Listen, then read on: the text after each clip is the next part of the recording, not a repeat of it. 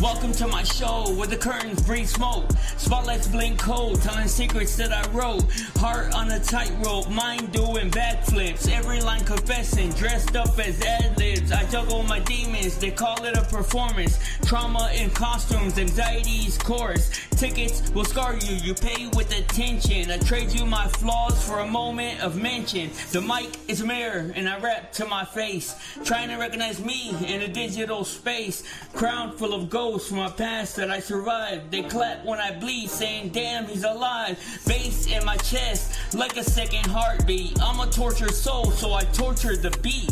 The stage is a cage with invisible bars. Can't let my light dim, I'm a shining star. Applause is a drug and it's easy to get addicted. Love the attention but hate how it's scripted. They want me consistent, I'm chaos in shoes. All will be forgiven if I can just stack these views. The void comes to me when it needs to confess. My shadow got followers, I guess I'm a success. All my friends stay scared, text me every day saying I'm great. I say get out my way. Welcome to my show where the hope wears a mask and the bait is a dare, not favor you ask. I shake hands with doubt, we got history deep. He knows all my secrets, I doubt he'll say it peep. My voice is a weapon, but I aim it at myself. Self-sabotage, and I put me on the shelf. Welcome to my show, the lights are too bright. You can't see the tears when I say that I'm alright.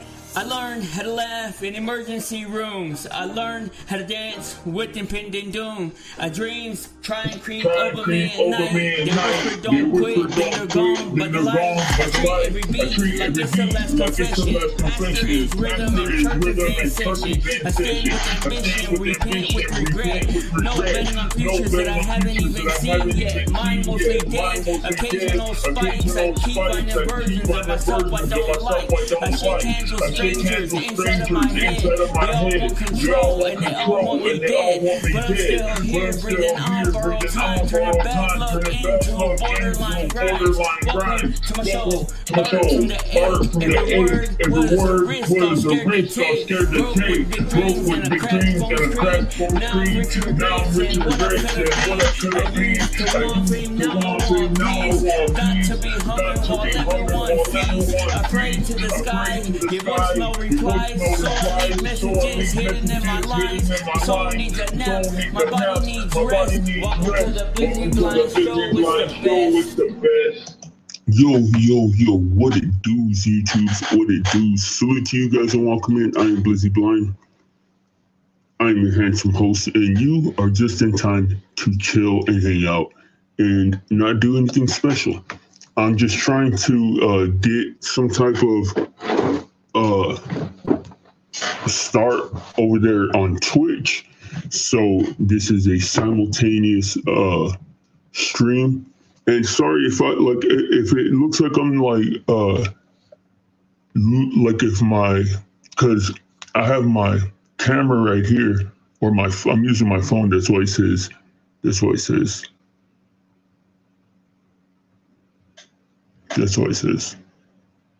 that thing. Whatever it says right there. But salute to you. I hope you guys are having a great day. Hope your day is going good. I got a pimple. It's not the herpes. It's not the herpes, I promise.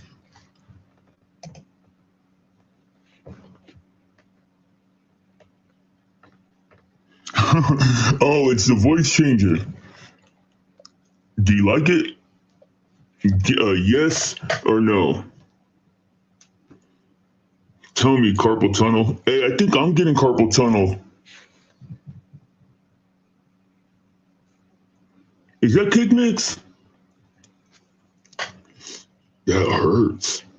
I think I am getting carpal tunnel, real talk. Yeah, you like it? All right, then we'll keep it. But how y'all doing? How you doing today?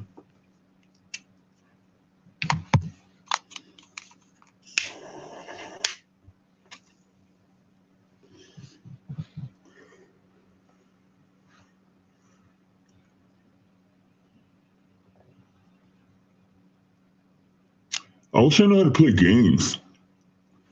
They have games for streams, right? Man,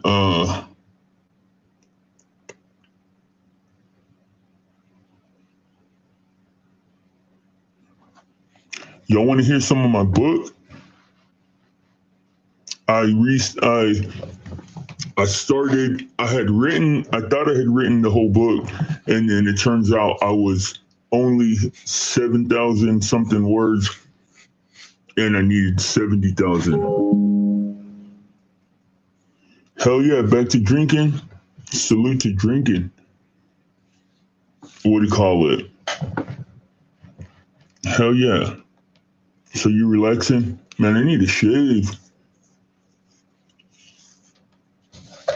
This camera's like super freaking close, right? I feel like I want to turn it off, but I know that it's a lot more engaging whenever you're actually on camera. And I'm telling you, like on Twitch, I have 3 subscribers over there. If you aren't subscribed, man, go subscribe to my Twitch. It's Blizzy Blind, just Blizzy Blind. What do you call it? But I know over there, like it's a lot more camera oriented. People don't just like do the anonymous panel stuff like they do here on YouTube. Let me see though.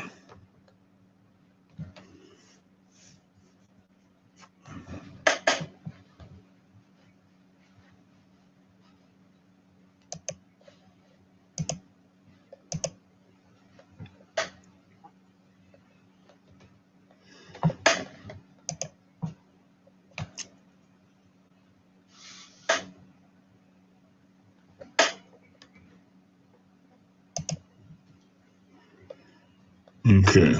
If I'm reading my book,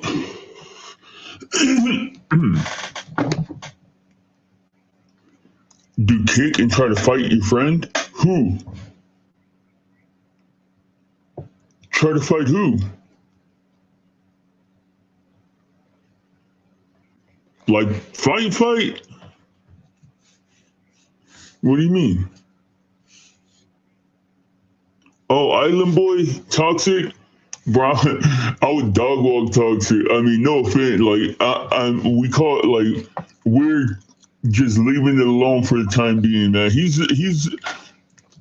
didn't take anything to heart, and I have to respect that, you know? I like people like that can just let it go. The thing that makes me, like, the worst type of people in the world are people that want to play.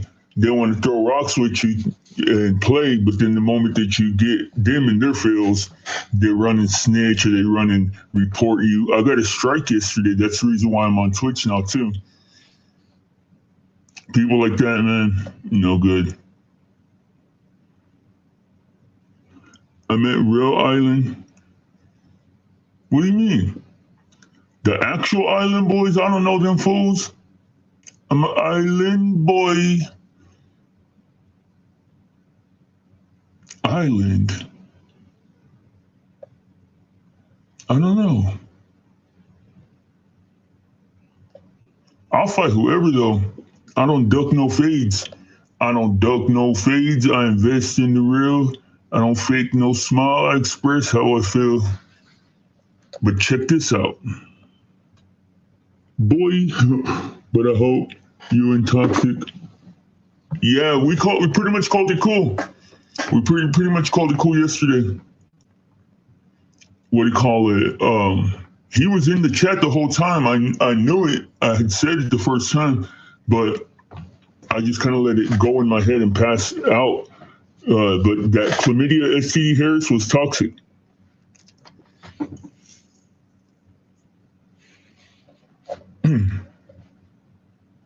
I mean, he's like. He's not like me, but or I'm not. We're not.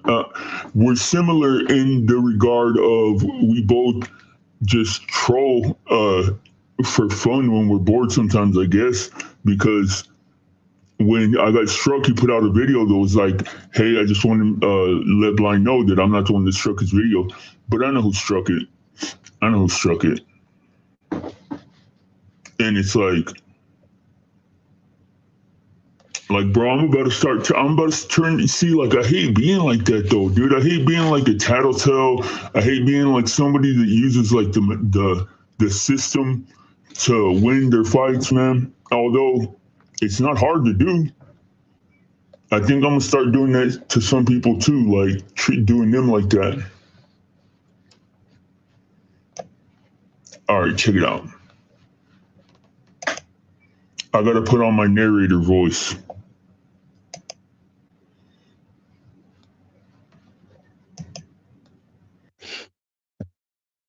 Okay, can you hear me? Yo, what it do? Yeah, you're right. Exactly.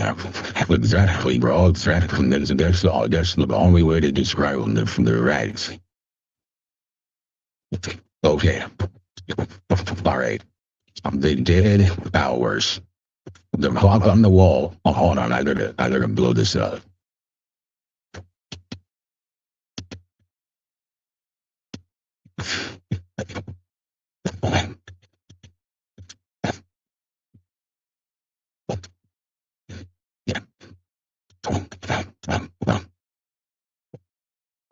Come on, man. Don't play a weak word. Oh, shit. No, yeah, keep it going.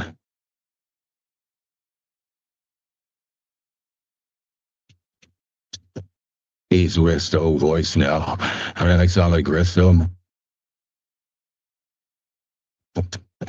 Yo, I'm Risto. No, I'm not Risto. I haven't seen Risto in a minute. But I don't know where Risto is. I haven't seen that phone cool in it. Hey, if you're on Kidland and you seeing me in Tampa and say what's up, say hi, shoot. I don't have no community. I don't have no people on Kid. So maybe you could recruit me and I could be part of your team.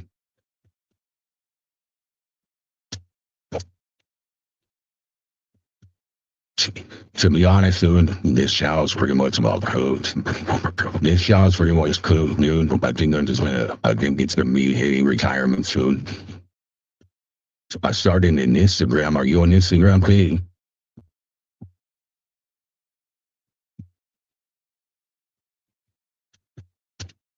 Oh.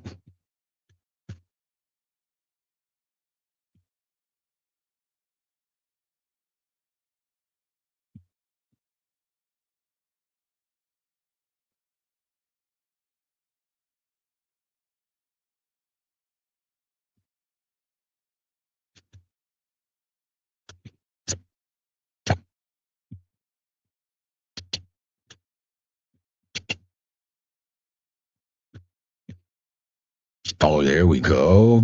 All right, this is the 5. The name of this book is The 5D by Blazing Line. No, I'll use a pseudonym if when I post it.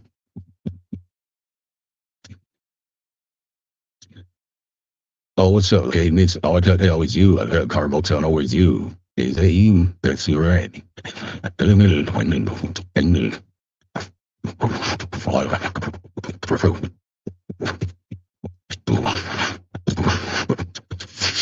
you inhale helium? Oh, yeah. No, I inhaled, what is that other one called that makes your voice? Yeah, your alter ego. NOS, nitrous oxide. Yeah, I did nitrous oxide. Look. I'm a baby. I'm a baby. I'm a little baby. Can you hear me? That sound like a little baby? I'm a little baby.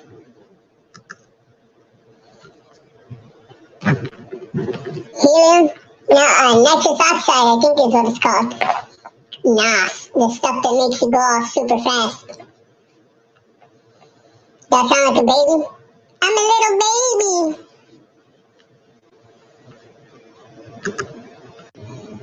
Now I'm a banana. I'm a banana. The nitrogen makes it deeper. What was Hold on, let me see. Yo, okay, that's my narrator voice. That's my narrator voice. This is the voice that I breathe my book in because I kind of sound like Morgan Freeman. Andy Dufresne. Have you ever seen Shawshank Redemption? The Shawshank Redemption. Andy Dufresne was a little bitch. The sulfur, hexafluoride, let's see. Andy Dufresne was a skinny little bitch. Okay. But where's my book?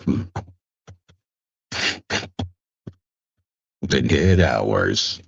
The clock on the wall didn't tick. It hummed. Not loudly.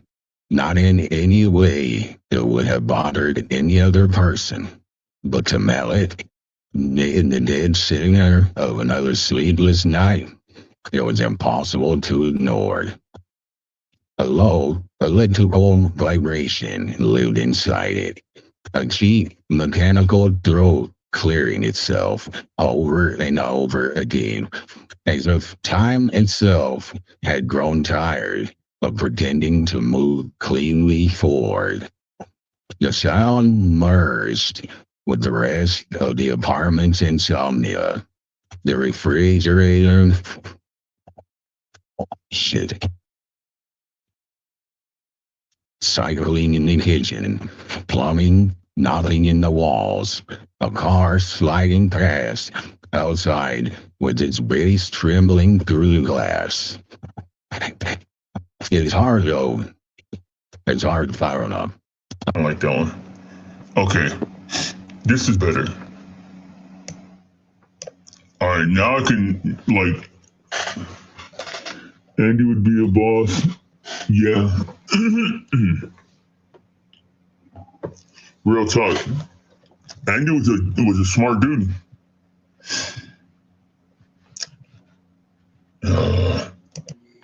I can't do it. I can't do it. I just gotta use my voice because it sounds weird. Oh no, if I take this off. And I kind of want to read my book, but I kind of just want to hang out. Is anybody here from Twitch? Is there anyone on Twitch seeing me? Hey, y'all go subscribe to me on y'all's Twitch. I'm Blizzy Blind.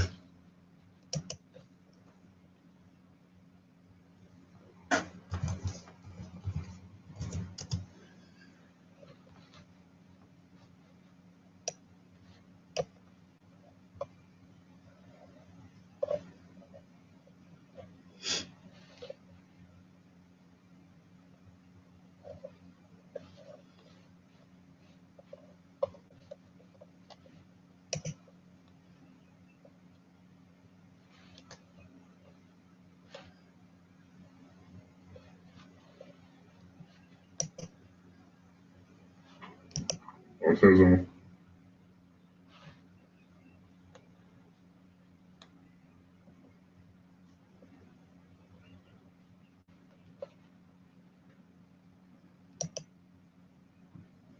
Oh, look, I even have a card game over there y'all can play.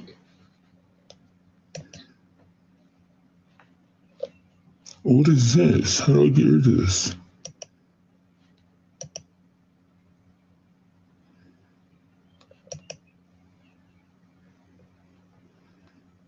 Hey, there's like a cool card game over here. Y'all should come and check it out.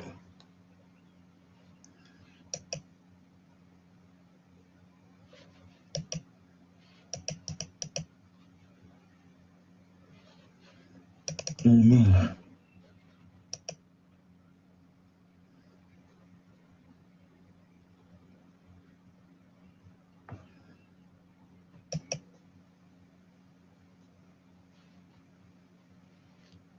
Well, that's pretty cool.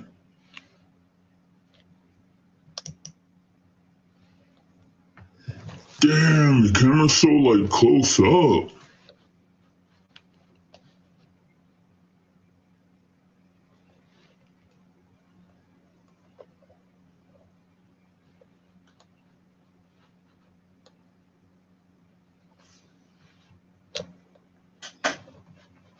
My bad, guys. I'm not too familiar with Twitch.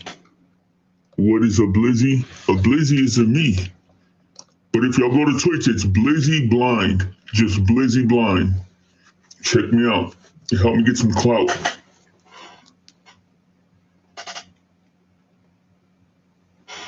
What was his last video, Cake Mix? Let's check it out. Well, I don't even know what his channel is.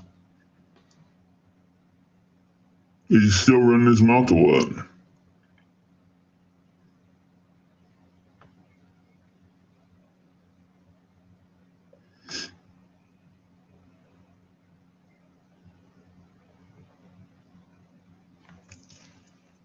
Let's see. How do I find him? About being lonely? What does he say about being lonely? He's lonely or what? Let's see. People like Gatsby are funny, bro, because they could be so smart if they didn't assume that they knew things that they don't know already. Like you just assumptions about everything, you know? And it's like, bro, you don't know what's going on with anybody. Like, for you to think that you can make this like assessment, this clinical assessment from a distance about whether people are too immersed and this, I mean, as a whole, everybody uses the internet too much, sure, but you don't know what anybody's personal situation is. He said a lonely person is a sad person and that nobody likes you. I mean, those things they could all be connected, but those things aren't mutually exclusive. There's plenty of people that are lonely because the people that they love are no longer here on earth. Like, there's plenty of people that are lonely because the people that they love have passed away. There's plenty of people that are lonely because they don't feel like they can connect to this generation of people. And to be lonely doesn't make you sad, number one, and to be sad doesn't make nobody like you. I'm lonely because of my STDs. Yeah, that'll do it, man. Age is a factor too. Yeah, do you have his link, Cake Mix? I wanna review it. I wanna check out what he said.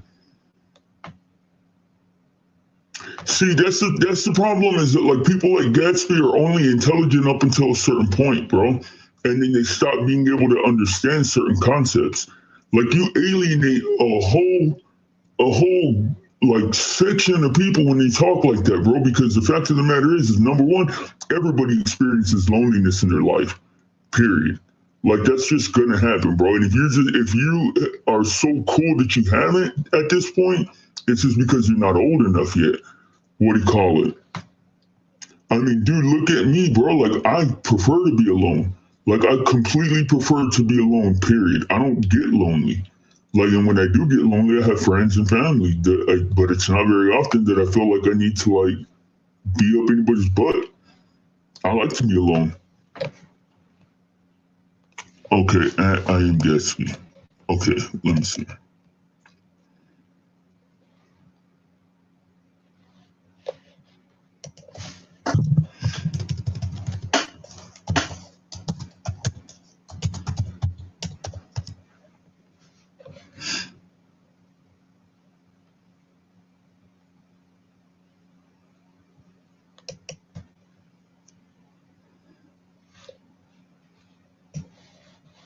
If anything, I would say that if nothing else, to be honest, with the way that Gatsby's always like trying to talk to wrestling wrestling me, what do you call it? I would say that fool was probably struggling with loneliness, to be honest.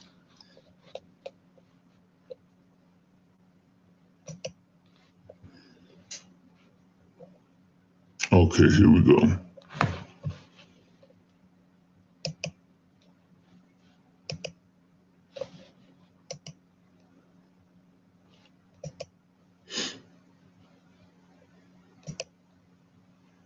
Don't strike me, Gatsby.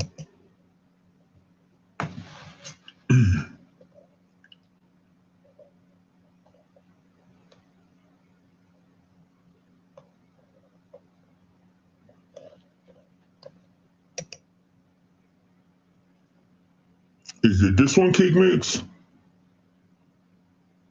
Yeah, I agree. He is young and naive.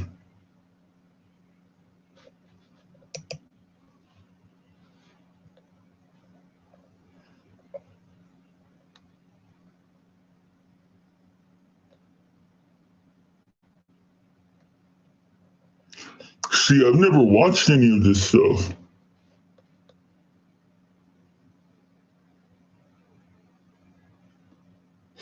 Yeah, Penelope struck me yesterday. Penelope struck me. But it's cool, man.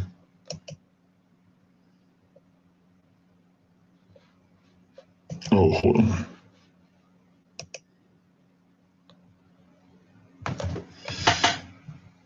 Hold on.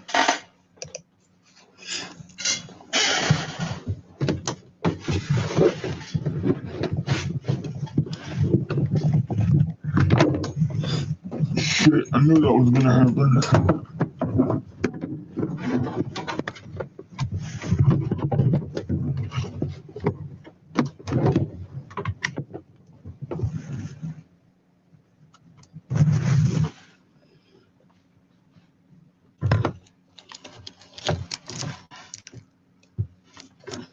Alright, hold on, my sound isn't working. I need to figure out why.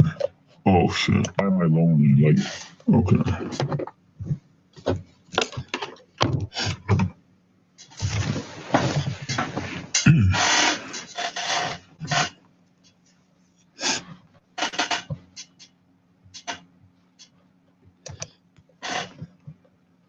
Okay. they find themselves to be like lonely. It's like the relationships, a lot of people tend to like ask themselves like, oh, like, if they find themselves to be like lonely, it's like, oh, why am I lonely? Like, what could it be? Could it be this? Could it be that? Maybe if I switch this, if I switch that. The reality is that you're lonely because everyone fucking hates you. Nobody likes you. And odds are that at this point, it's probably too late. A lot of people tend to like ask themselves like, oh, like, if they find themselves to be like lonely, it's like, oh, why am I lonely? This is obviously satire. It has to be. Gatsby's not this much of a clown. It's funny, but it's also stupid. Let's see if the people in the comments are taking him serious or what.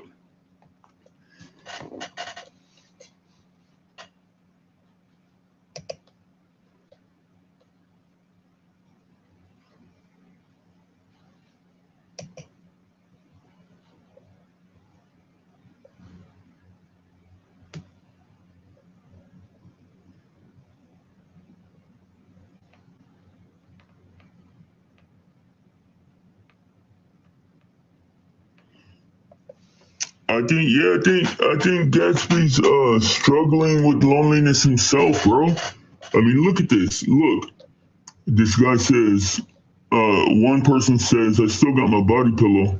The next person says, I still got some friends. Gatsby's cynical, man, super cynical. Says, give it time, you'll see. Like what could that mean? Like that's like saying that friends don't last, right? Then account says, wait, does that mean I'll gain friends or lose some? And Gatsby says, it means you need to change your profile. See, Gatsby's super shallow, bro. He's very superficial. Very superficial. If you notice Gatsby's just all about like the superficial. I mean, he's just young, bro. He's a kid. He's just a little kid. Let's see what else he talks about. Do relationships even matter? Like, do they even fucking matter? Is it something that is necessary? You know, like I feel like at this point in time, everyone keeps talking about like this whole like loneliness epidemic and whatever the fuck. But it's like, is it even bad? Like, is it even truly bad? Do relationships? Yeah, my boy. Do you know where babies come from? I wonder if he knows where babies come from.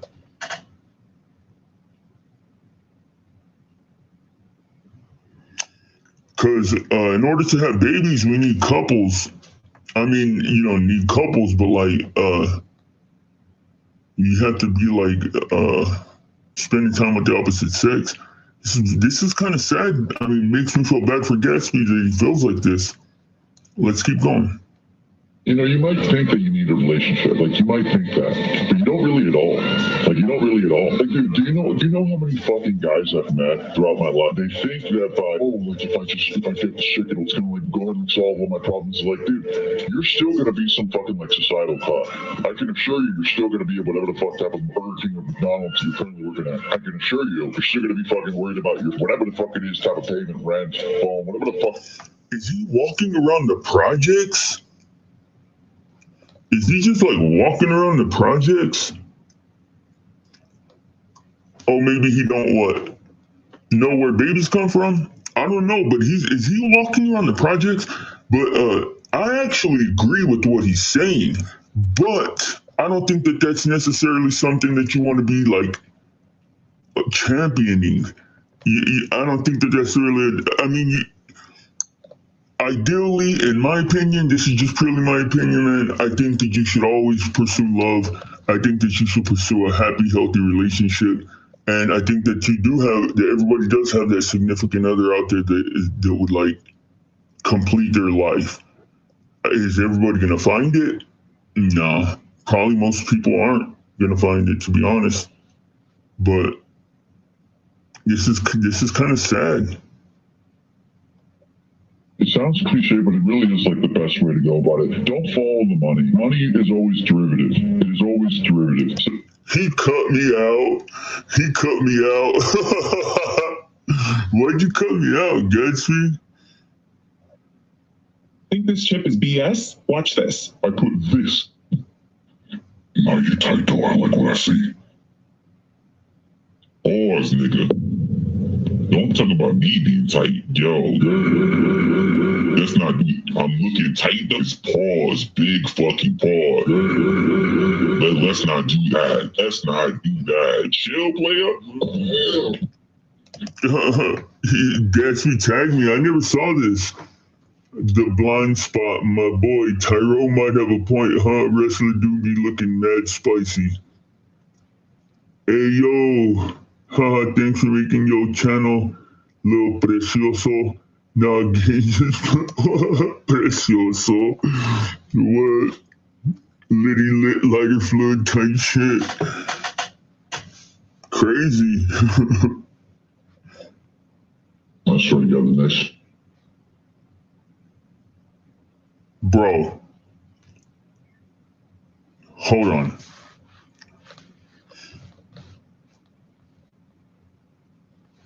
Hold on. Hold up. I hate to do this to you, my boy.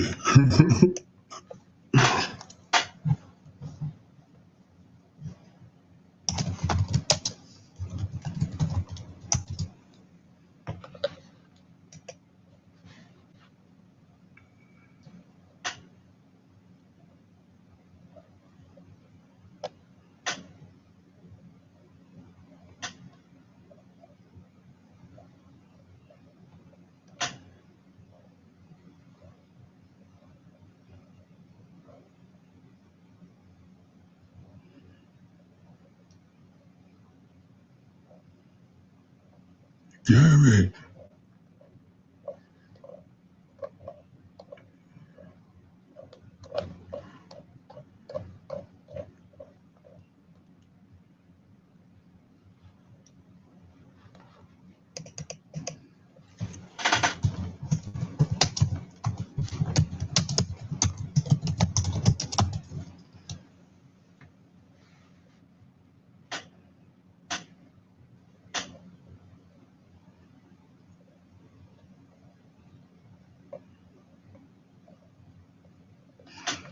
Hold on, where is that from?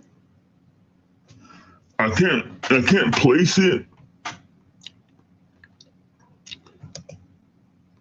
You have a tab open, ChatGPT, Charlie Kirk, you, and Toxic fucking. What do you call it? Yeah, I heard Toxic talking about it this morning or earlier, and I wanted to see what my ChatGPT would say about. Oh, you can see my tabs? But doesn't he look like he has on makeup? He has on makeup, right, bro? Or am I tripping?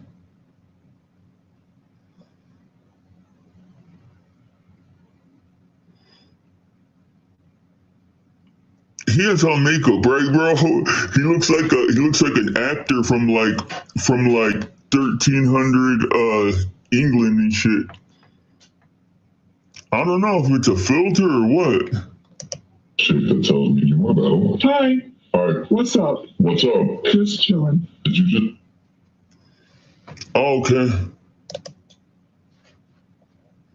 Look.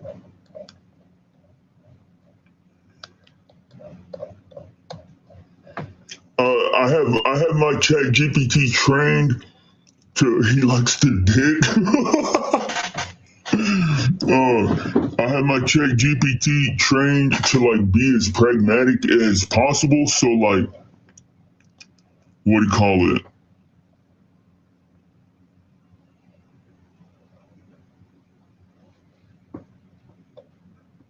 It says,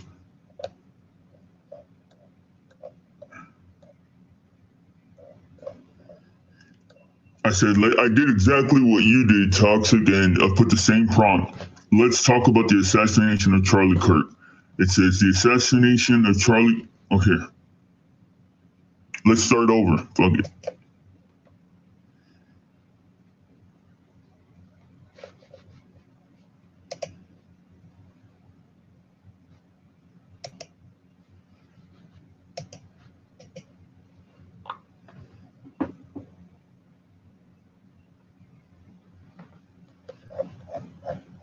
Hey, can you hear me?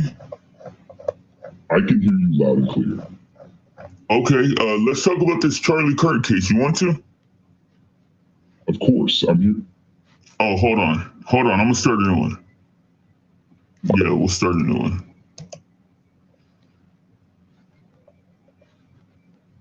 Dude, when I get some extra cash, I'm gonna get ChatGPT Plus. I haven't tried it yet. I don't know. I think I have it on Perplexity. Can you hear me, ChatGPT?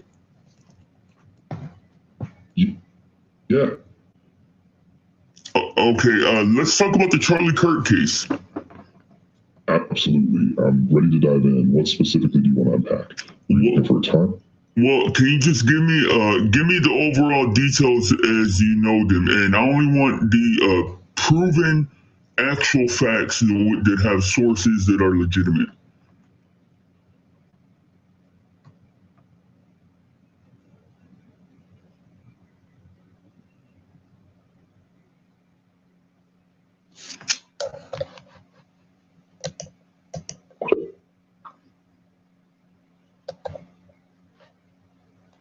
Can you hear me?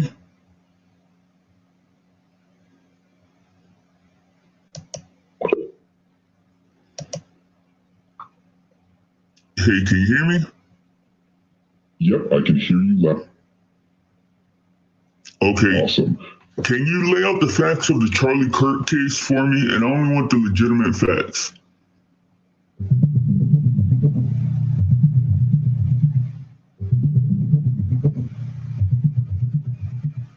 On September 10th. Exactly. So the event. Right. And then shortly after a sudden. What the fuck? I don't know why he keeps on doing that. Let's start another new one, man.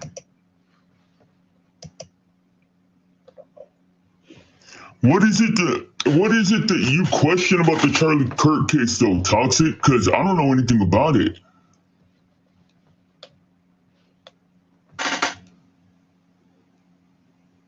Yeah, it doesn't. It doesn't deny the assassination at all.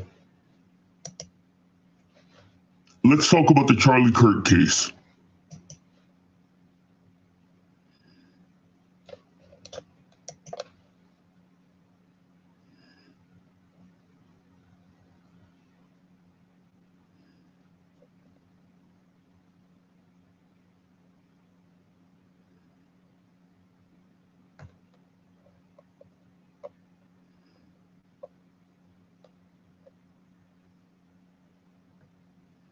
Okay, it says Charlie Kirk was shot on September 10, 2025. Turning point. The shooting happened during a live Prove Me Wrong campus event in front of a crowd.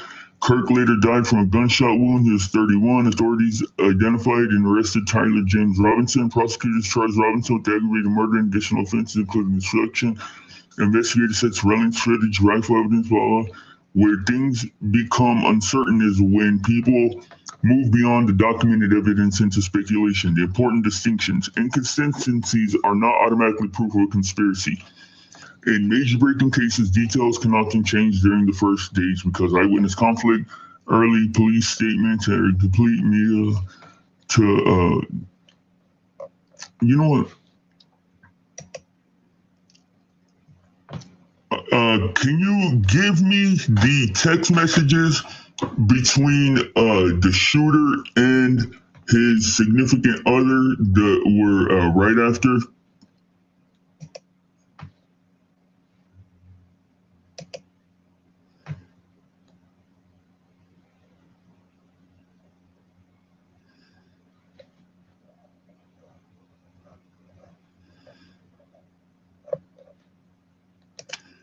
Okay, can you analyze these text messages for me and tell me if they are if they're reminiscent or if they are exactly produced by AI?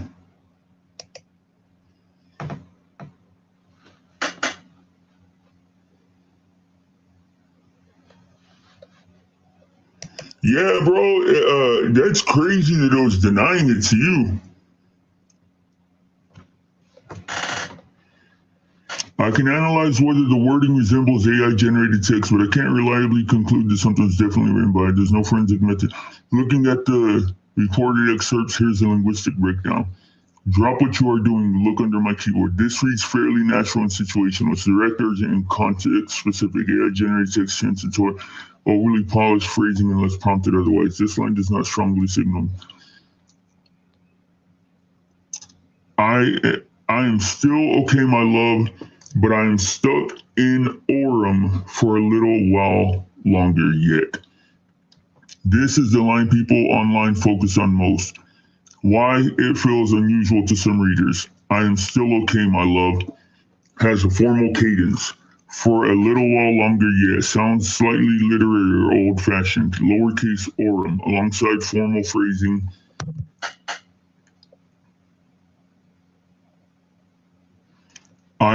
I'm sorry. Very human, extremely compressed confection structure.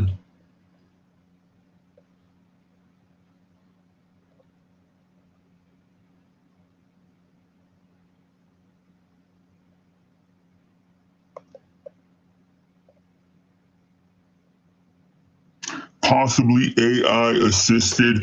Who needs AI assistance in writing text messages to their gay lover?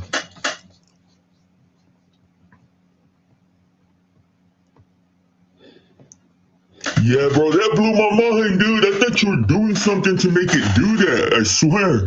I was like, how's he getting ChatGPT to say that? But dude, you can get it to like shift into conspiracy theory mode. Look.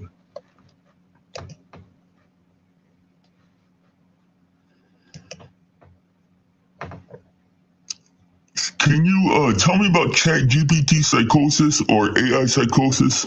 Break it down for me. And as usual, I only want the proven source facts.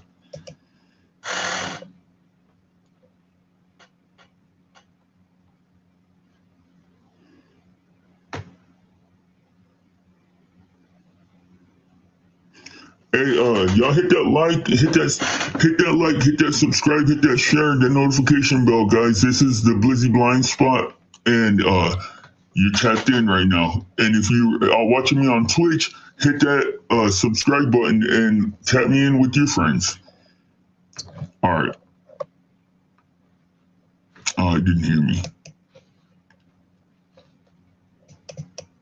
Let's talk about ChatGPT psychosis or AI psychosis.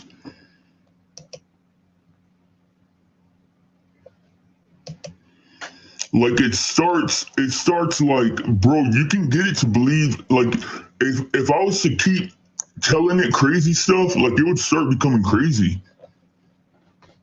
AI psychosis or ChatGPT psychosis isn't official psychiatric diagnosis, but people are increasingly using the phrase to describe situations.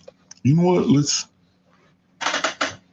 wait, dude. When you're done, I'll go on open the scene. Yeah, right on.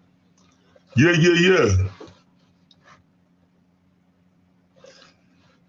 Here. I'm gonna find a good video. Oh, let's finish watching Gatsby.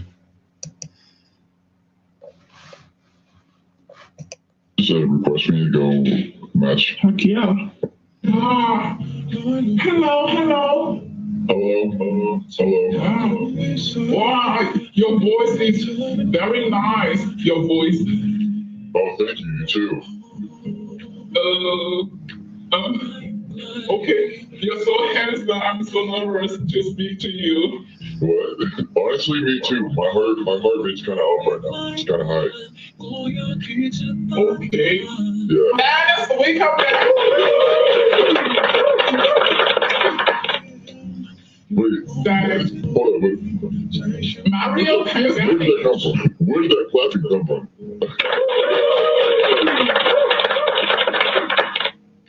Yeah, that was. I feel like I'm about to get kidnapped or some shit like. Hello. Lady boy. Who? This one right here, the one with the Reno shirt on. Oh, thank you. You too. Who's like your celebrity crush? You just whistle. Shemar Moore. Who? Criminal Minds. Shia LaBeouf? No, have you ever watched Criminal Minds? Shia LaBeouf. That's her celebrity crush. Okay. Shia LaBeouf, yeah. I mean, he is. I think he's from the South too. Dude, sipping on that Bud Light, dude. Sipping on that Bud Light. God damn, dude. Sipping on that Bud Light. Or Ultra. God damn, dude. That girl was really chugging that shit. Damn. Yo, that must be the Tennessee in you right there. That must be the Southern part. Oh my God. I would rather drink liquor. But every time I drink on that makes it better? Oh my God. No, but I feel like in Tennessee everybody likes beer. But if I drink on Monsters, I don't know who, but there's like certain account and they literally will take a screenshot of mine. I don't know why, but you really were sipping on that shit so hard. You were chugging that shit, bro. You know, Dude. Like, I was chugging that shit. She's like, all right, let me have my sip. Fucking shit. Who's like your celebrity? This is why I introduced a usefulness concept. Right. Yeah, but you conceded that it is useful. What, consciousness? Yeah, it's the thing that individually drives us into some type of motion, right? Exactly. And we can determine that other immaterial things are useful too, like this. Okay. Is there any type of usefulness that you can point to between myself, like me having these immaterial thoughts, right, to the next person who appears to be having the same immaterial thoughts, or same thoughts, right, but they're not identical to mine? That's right. Yeah, of course I could. I could determine how well you two will communicate based on these. Oh, so it's usefulness within manipulate. Well, I'm not. Swap.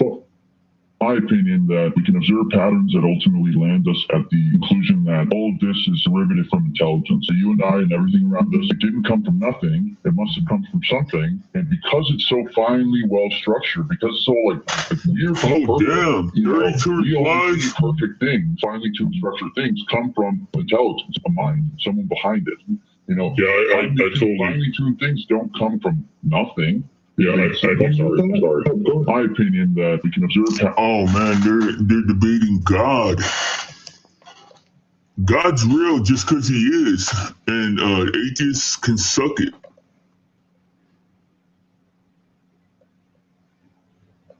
Okay, let's try and do this. No, never mind. It's okay. Let's do it.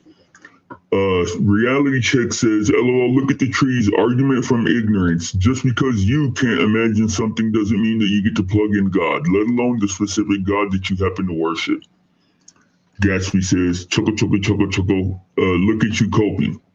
Reality Check says, and I was so excited too. You claimed that you had proof God exists, and you not only failed to prove God exists, you definitely failed to show Christian God exists.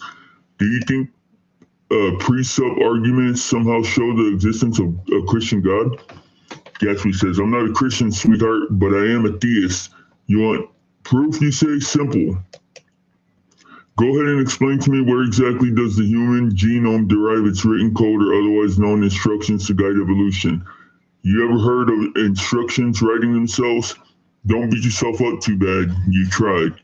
Reality Check says, I'm not the one making a claim, you are. I don't need to explain anything to you, and you can't fill in your gaps of understanding with God and call it evidence. You need to prove that God did it. This isn't hard. This isn't that hard. Gatsby says, just as I thought, my God, the lack of confidence, not even an attempt in answering the question. Typical atheist. Like I said, don't beat yourself up too hard.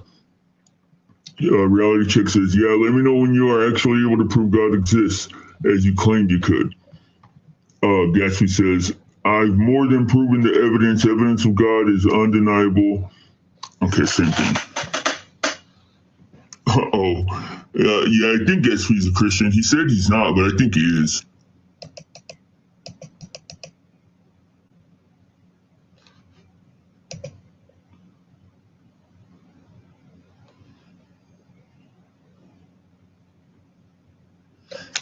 Oh, wrong account.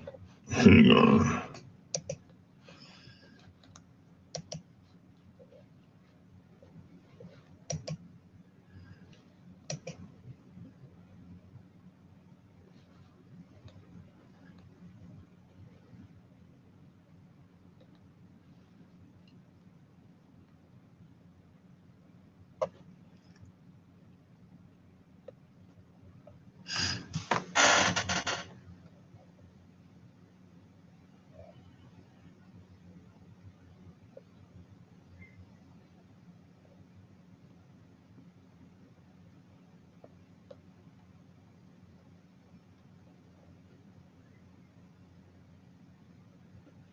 Oh, y'all know who Chud the Builder is? Have y'all heard about that guy, Chud the Builder?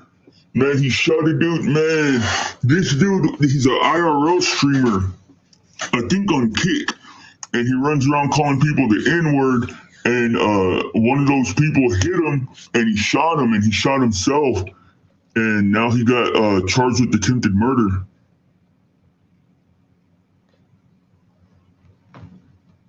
What the hell? Check this out. Texans pay the price for A.G. Paxton's failures. Exhibit A, Operation Fallen Angel. Girls trafficked, but A.G. Paxton was too focused on himself. Predators. Wrestler blocked me for life. With it.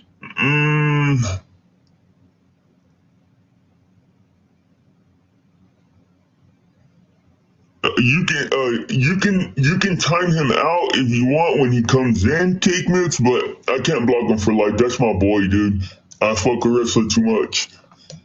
Walked free. And I would say yes, but you're not a content creator, so I get it. I get you want to get your lick back. So if when he comes in next time, if you want to time him out for $10, nah, bro, I'm sorry. I mean, I need the $10. Shit, shoot that $10, but You know Wrestler's the homie, man. You can time him out when he comes in, though. But I can't do Wrestler like that.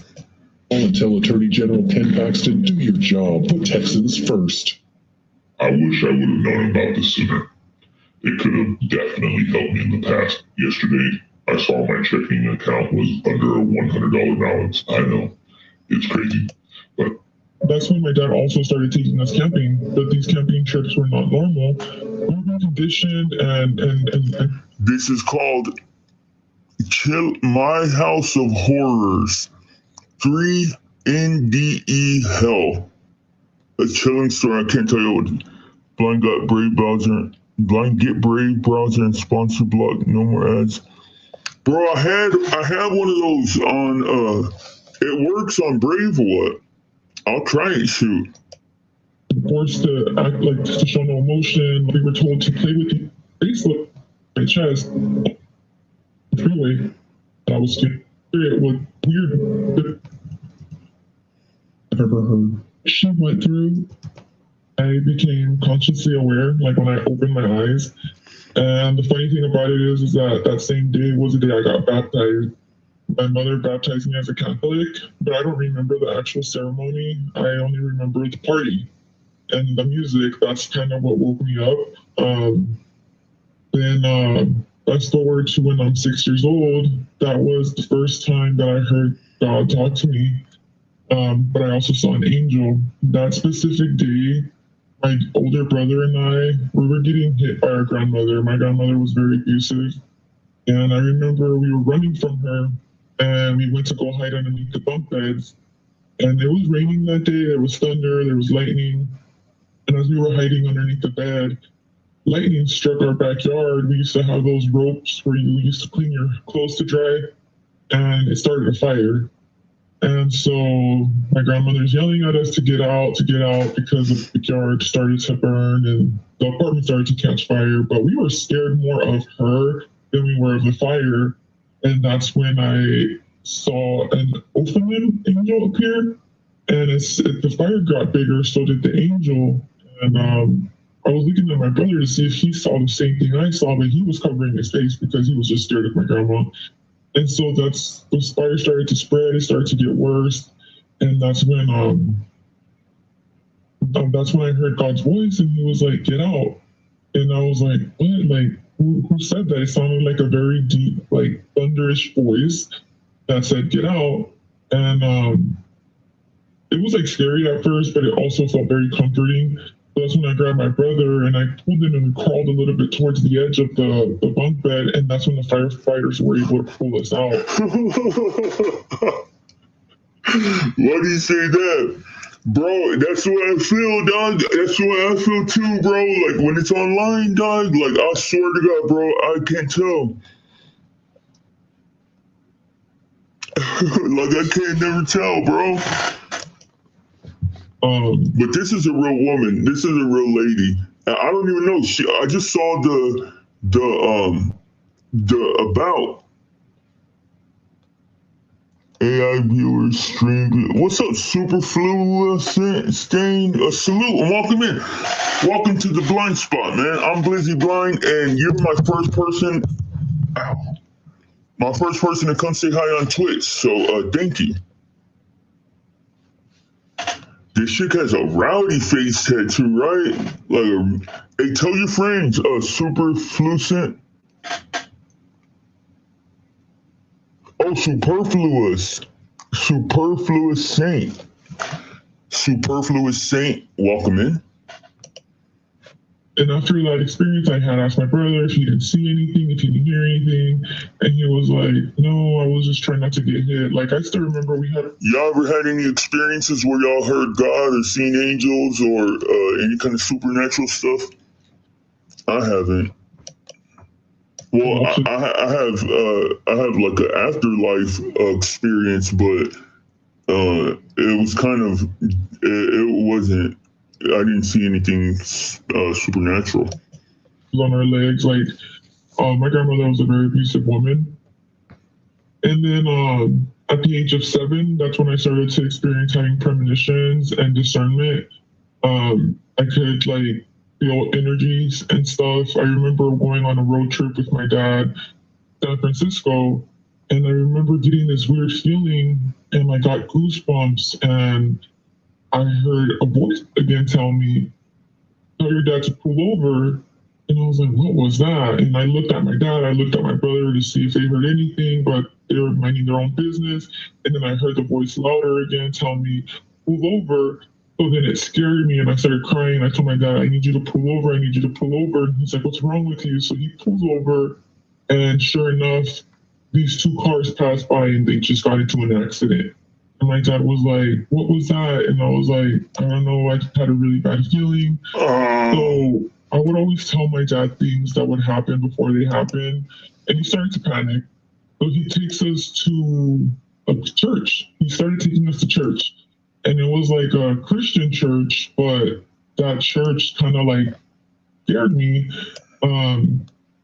You know, they would make you go to the front and start praying for you, but they start hitting you in the forehead. And my brother, I call Cap. I couldn't stop it in time, but oh, would you know my name if I saw you in heaven?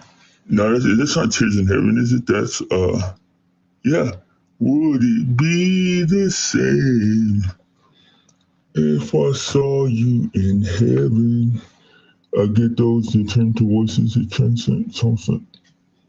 That's called schizophrenia, bro. That's called paranoid schizophrenia or schizophrenia. No, I don't know if it is. But what do you call it?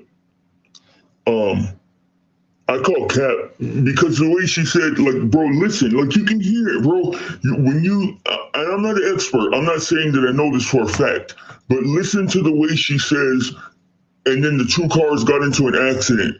Like, it's almost like she rushes past it too quickly, dude. You can tell that it's not true love. Crying in church, but church happened, and he started to panic.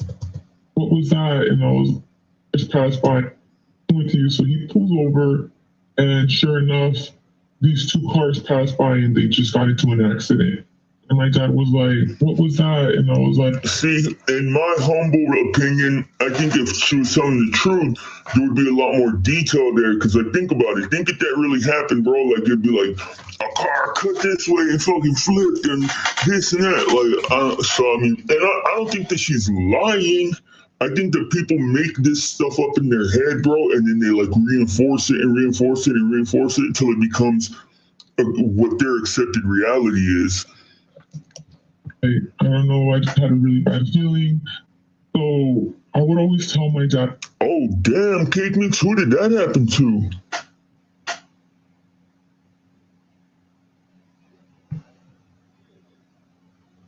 And I was going to say another hour or two. Huh? What do you call it?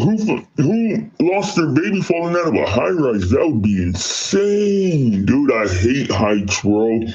Heights are like my scariest thing in the world.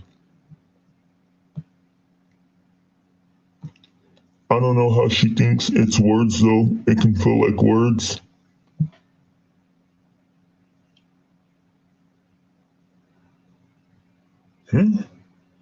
Eric Clapton's baby fell out of a high rise? Damn, I didn't know that. I heard the story about, oh no, that's not, which one is one that sings that song? The one that somebody swam or whatever, somebody died drowning and he just watched them? Bro, I'm terrified of heights.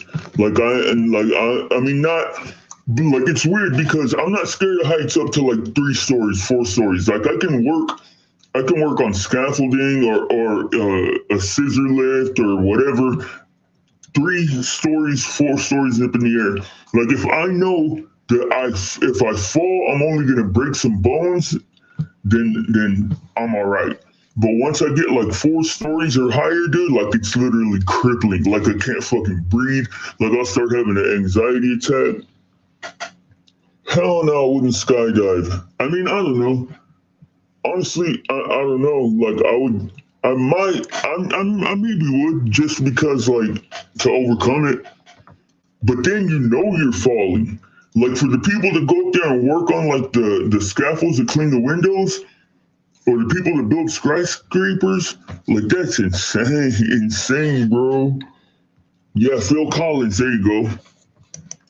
Things that would happen before they happen, and he started to panic. So he takes us to a church. He started taking us to church, and it was like a Christian church, but that church kind of like scared me. You know, they would make you go to the front and start praying for you, but they start hitting you in the forehead. And my brother and I are over here crying because they're hitting us on the face, and they're thinking that the demons are being cast out of us because we're crying. And, you know, I'm like, no, we were crying because you guys were hitting us in the face. But, you know, that was that. And it didn't seem to work because I would still tell my dad when I would have bad feelings and things would still happen. And so then from being Christian, he started to practice being a Muslim. So he started having us trying to read the Quran and everything. And it was very difficult for me because I was trying to learn to speak Spanish at the same time too. And anyways, yeah, so at the same age, that's when my dad also started taking us camping, but these camping trips were not normal. You know, these camping trips was where they would perform satanic rituals and sacrifices and stuff. And are y'all believing this? Well, she's just saying she's not nobody special or nothing, Pigments. I just thought she had an interesting story because these people do interesting stories. But she said that her dad took her camping to where they do satanic rituals. Well, first she said that when she was young, her house had a fire and she heard God's voice telling her to get out. And then one day they're driving down the road, her and her dad and her brother, and God tells her to tell her dad to pull over, and they pull over and a car accident happens. And now she's saying that her dad would take her camping where they do satanic rituals. They would, these are like traumatic things for me because I'm a mother now. So it's like just remembering the things that I saw as a kid happening to other children. It always scares me as a mom because I would never want anything like that. Bro, I'm always suspicious anytime I hear anybody talking about satanic rituals, bro. Let's find a better one.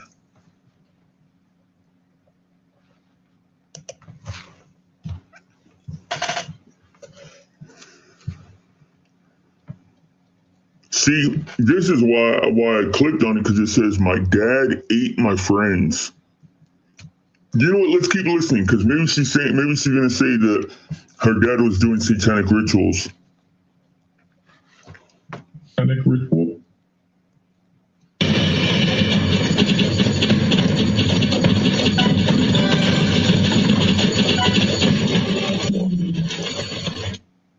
Satanic rituals and sacrifices and stuff. And they would these are like traumatic things for me because I'm a mother now. So it's like just remembering the things that I saw as a kid happening to other children.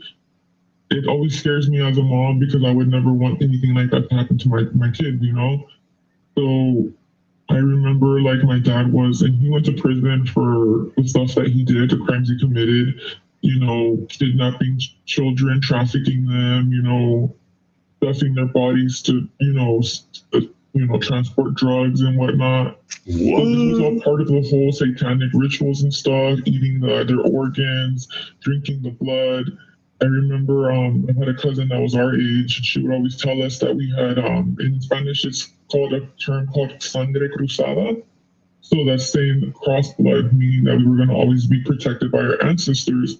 And I didn't like that term because it felt very dirty to me, because I knew that the stuff they were doing was not good stuff, you know, like, and somehow I always knew being part of that, God was around me because I felt comfort, like I felt different, like we were being forced, we were being we've been conditioned and forced to act like to show no emotion. Like my brother's a year older than me.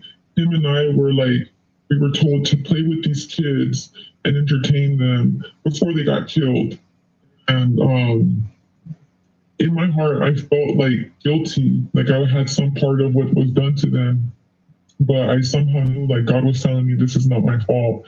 And I was only 7 years old at the time.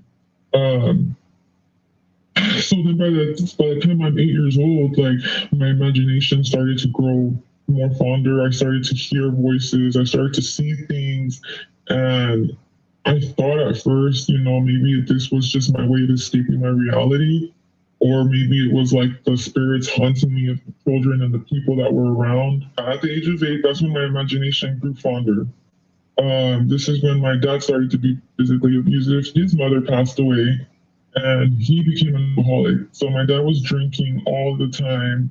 He was bringing around prostitutes. He had his main girlfriend who would be physically abusive to me.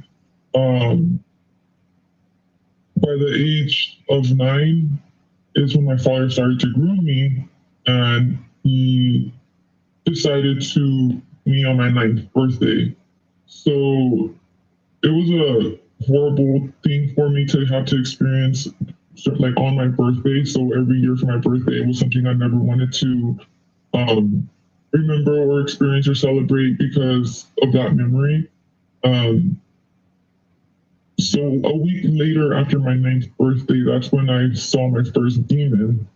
At first I thought it was like, it didn't even scare me because I felt like what I was living was more scarier. That specific day, which was the very last day my dad ever put hands on us, my dad whipped us so bad. We were hiding underneath the table. And again, my older brother, at the time he was smaller than me, but he's my older brother. He would always like, you know, scrunch down and hide his face. And we were underneath the table trying to hide from my dad from hitting us. And in that moment, like I lost focus of what reality was. And that's when I saw the demon and he started pointing, and he wasn't talking to me with his mouth. It was like he was talking to me telepathically and I couldn't understand what he was telling me. And he was pointing to the highway because we lived on a cul-de-sac next to a freeway, and he was pointing and he was telling me, you want all this to end, then walk across that highway. It's like a 5-lane freeway. And I was like, I didn't like that idea, but it kind of felt like it was something that could be doable because of everything that I was feeling, you know, being physically abused, being sexually abused. Wow, this is insane, right? That demon wants you to go walk into traffic. That's fucking crazy. Yeah, I don't know. Same here, Toxic. I think I might be coming around. I think I might believe her a little more. She sounded more believable. Yeah, she does. She does seem like she believes what she's saying for sure now. Like, I was thinking that too, like, if she started talking more. And it was painful. We were 9 and 10 years old, and that was the last time my dad hit us, and we were taken away because at school they saw all the bruises my brother had head to toe. Mine were not as severe as his because my brother always defended me and stood in front of me so he can get hit more than I could. But eventually the school found out and they took us away. So we had to go through the whole Polinsky thing. We had to go through CPS. Polinsky? What is Polinsky? Is that like a child trafficking thing or something? Hold up.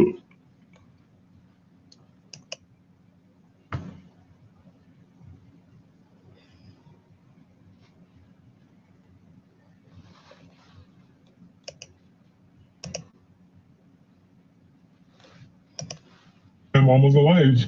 So I'm 9 years old thinking that this whole time my mother was dead. And I find out that she's alive and they gave us an opportunity to go live with her. And so I kind of didn't want to because I didn't know who she was and I was comfortable living with my aunt because that's who adopted us out of the Polinsky. And but my brother really wanted to go live with my mom, and I didn't want to not be with my brother. So I go with my brother to my mom's, and by this time I'm already 10 years old. The police still hadn't known anything about the sexual assault. They only knew my dad physically abused us. So by the time I'm 11 years old, that's when they find out that I was sexually abused, because I went to the doctor to get a physical done, and that's when they saw the physical evidence that I was sexually assaulted, and they opened the big case, and they started to investigate my father, and that's when they found out all of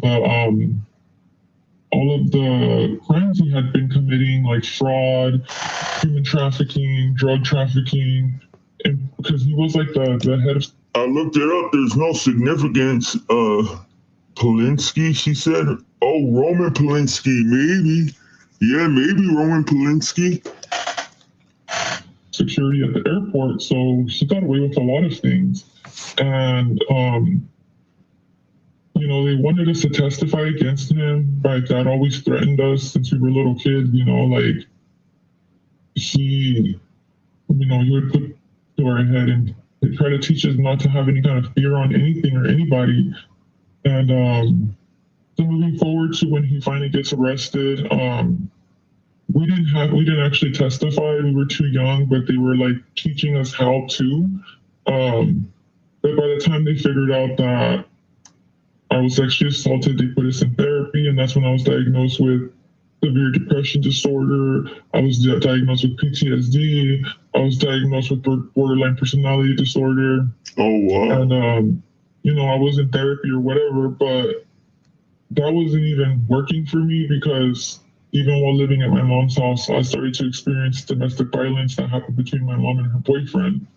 And as much as I would try to help her, that woman did not like me. I love my mother this day today because God told me to forgive her. I have, and I have a relationship with her with boundaries. But back then it was so different. Like, we did not understand each other. We couldn't communicate with each other because she didn't speak English and I hardly spoke Spanish. So I thought that when she found out about the sexual abuse, that she would be there for me and to comfort me, but instead I think she was scared because she didn't know how to handle something like that. And she didn't expect it, you know? And so I'm in therapy, you know, but there's the domestic violence happening in the house. Her boyfriend's hitting her. Her boyfriend's smoking weed. Her boyfriend's drinking. So he's bringing all this stuff around us. And, you know, then unfortunately I start being, you know, molested by one of her brothers, which is her youngest brother, who was almost my age. And I did not know how to talk to anybody about it because I'm already feeling the shame and guilt from finding out what my dad did to me was wrong. And now I'm having to deal with it again with this new family that I just met. So that happened. He started to me, and it turned into him and me up until the age of 15. So from 11 to 15 years old, I had an uncle who was, you know, seeing me. And then at the age of 12, that is when I first experienced drugs. My mother ended up kicking me out of the house because my brother and I started hanging out with the wrong crowd. With everything going on at home, we started hanging out with, you know, the wrong crowd. I don't think they were the wrong crowd. Up to this day, I have a lot of respect for gang members because although they make bad choices, they still look out for you in a certain way. So my brother became part of a gang, and I would hang out with my brother. But my mom would think I was part of the gang, so she kicked me out. She didn't kick my brother out, she kicked me out. And so that day, I'm 12 years old. I go to the park, I get jumped by 4 girls who were twice my size and older than me. And the people I was hanging out with were encouraging me. They handed me a knife, and they're like, you know what you have to do. I heard God talk to me again. He's like, this is not who you are. You don't have to do this. And so I'm like, what am I supposed to do? Like, you know, all while I'm like trying to fight, you know, and I was like, okay, you know what? I have to listen to God's voice over these people. And so I put the knife down and I let them jump me. So after that happened, one of my friends took me back to his house and his mom helped me get cleaned up. We walked downstairs, and that's when I met this older man who was a drug lord. I wasn't aware of that, but he pretty much had me kidnapped and he trafficked me for 2 months. I remember my friend that had taken me there in the first place. He came to, because he had two garages, one where he had his meth lab and the other one where he had me at. And my friend would like sneak in and he showed like a missing sign. My mom. What happened? This is crazy, right? She got to, I mean, bro, I know females who have been through situations like this, so I honestly don't doubt it. She heard her psychic intuition. She saw demons. Now she heard aliens next. Well, there's a little bit of inconsistencies in what she just said about them jumping her, because she said they were jumping her, but then she said someone handed her a knife and said, you know what you got to do. And she said, no, that's not me. Put the knife down and let them jump her. Like, who was there giving her a knife in the middle of her getting jumped? You know what I mean? But I ought to put that skill in somebody. Nah, I'm just playing. Had missing signs all over the area we were living at because they were looking for me.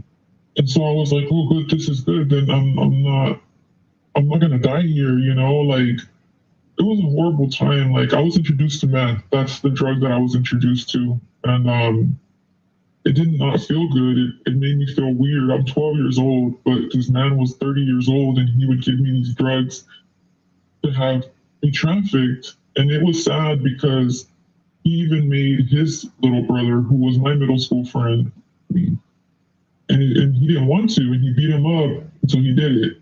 So, you know, that's when I started to get used to the meth.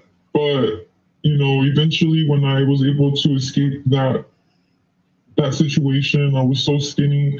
There was a certain day where the guy who had me locked in the garage, he had left, but he had the door locked up in chains. And I remember pushing it and there was a crack and I was like, I could probably fit through this. And sure enough, I fit through the door and I just heard a voice telling me to run. So I ran and it was so bright outside. Like, I had been locked into that garage that was dark for like 2 months. Maybe it could have been longer, but that's how I remember it was 2 months. So I run for 2 blocks and then I ended up hearing somebody like, oh my God, it's her. And like, it sounded like some of my middle school friends. And then I collapsed. And when I woke up, my mom was there and the cops were there. And I ended up having to have like reconstructive surgery because of how badly damaged I was from the inside. And I had to like learn how to walk and talk and eat because I was very dehydrated, very malnourished, and after the surgery I had to recover.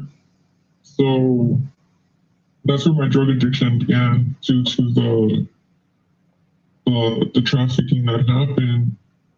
And then after that, I kind of like calmed down. My mom moved us to a different city, and I was always, you know, paranoid that that person would come after me or whatnot. So I would continuously like change the color of my hair, my appearance, because my mom, I never really explained to her, and this guy was never arrested. Like, they were asking me a bunch of questions, but I saw the lifestyle that came behind it.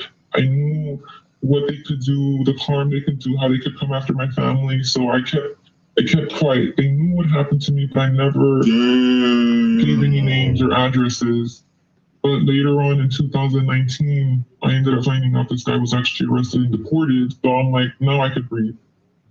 That was not that long ago. But so from age 12 to 15, things kind of calmed down.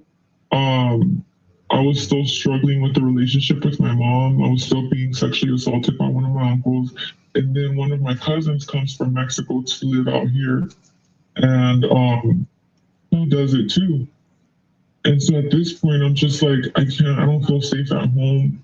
I started having ideations. Like I started self-harming myself because my self-esteem was so low, and then it's like I felt like I didn't have support. I felt like I didn't have love at home. The only thing that kept me there was my brother, and then I had 2 younger siblings who I helped take care of all the time. And you know, like my mom kept getting back with her abusive boyfriend. He was doing drugs. He was bringing drugs in the house, and she picked me out multiple times because she thought I was the one bringing the stuff into the house. And so by the time I'm 15 years old, I remember she kept locking me out of the house. And one day I spent a weekend at my friend's house because she's like, it's cold, you need to eat. Like, we'll go on Monday with my mom and we'll talk to your mom. By the time I come on Monday, everything's gone. She moved everything. She gave all my stuff to the neighbor. And so I'm 15 years old and homeless. And that's when I started to, my oldest daughter's dad, he would stay with me out in the streets. We would sleep at the park. We would sleep on playgrounds. We would even sleep behind like trash cans and cardboard boxes. And he didn't have to do that. He did that by choice because he didn't want me to be out there alone. And eventually he started sneaking me into his house, into his grandmother's house. And one thing led to another, and I became pregnant. So I'm 15 and pregnant. So when I'm pregnant, I remember multiple people always feeling like a presence around me, and a couple friends telling me that they saw like what was like a demon creature around me. And then this was during my pregnancy. There was a specific night where my daughter's dad, I turned around and I'm looking at him and his face looked frozen and stuck. And I was like, hey, are you okay? Like, what's going on? I'm shaking him. And then he points at my chest. When he points at my chest, I felt heaviness, like I couldn't breathe. And I was like, what? I can't breathe. And so then he like dragged me away from where we're laying at. And then finally he was like, there was like this creature on you, and it had these red eyes and these horns, and it was pointing at your chest. And I was like, that's crazy. I don't know what that was. And multiple people that surrounded us reported the same thing, seeing the same little demon creature.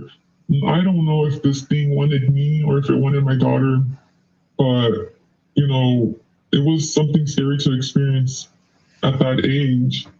And then when I was 16 years old, that was my first biggest premonition that I had. My daughter was already like 9 months old at the time, and I remember her father had switched to a different school. And it was his first day. That night, when we were sleeping, I had a dream, and God spoke to me and said, he cannot go to school. Something's going to happen. He cannot go. So when I woke up, I listened to it, and I was like, man, it was just a dream. Like, I'm tripping. But that feeling in my heart, in my gut, was like, no, this is real. So when he was getting ready to go to school, I practically cried and begged him not to go. And he's like, why? I was like, I just had a bad dream. Something's going to happen. You can't go. And he was like, I have to go. It's my first day of school. And like, he was on probation and stuff. So he had to make sure he was doing okay. You know, he was also. Man, I don't ever ignore that feeling. Even if it's somebody else. If somebody's telling you, I have this feeling, a bad feeling or whatever, and I don't want you to do something, man, listen. Because in my experience, every time that I've ignored that feeling, have been like some of the worst times in my life. So gang member, so I was like, okay, I have to support him doing good, but I knew in my heart something felt right. Something did not feel right. So then he leaves. This was already early. It was like 7:30. So then I go back to sleep, and then again I start dreaming. And I hear God talk to me again. He's like, wake up right now, it's happening. Wake up right now, it's happening. And the voice started getting louder. And then when I open my eyes and I hear somebody banging on my door of my room. And it's his grandmother, and she's screaming. She's like, oh my God, Eduardo, and Michael. Because that's what their names were, Eddie and Michael. And she said, let's go, we gotta go, something happened to them, we gotta go to school. So we get into his cousin's car. I bring my baby with me. We drive down to the school because it wasn't that far. It was a couple miles away.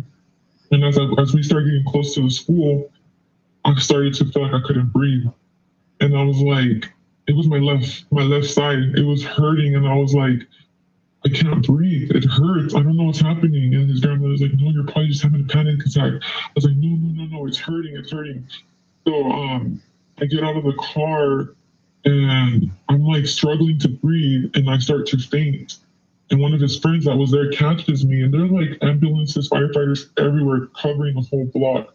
And then I see blood everywhere. I see his uncle walking around with his intestines hanging out. And I'm like, what is happening? And his uncle comes up to me and he is about to pass out. He looks pale and he's like, how did you know? Because he remembers in the morning I was asking his nephew not to leave. And so I'm like, where's Eddie? And so then I see them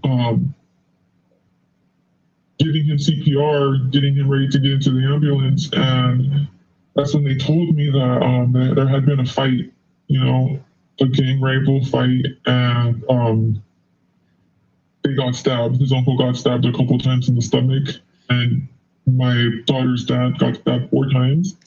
He got stabbed once in the head, once in his left side. What's up, Big D? Salute and welcome in. Yes, everything is all copacetic, bro. Hope you're doing good too.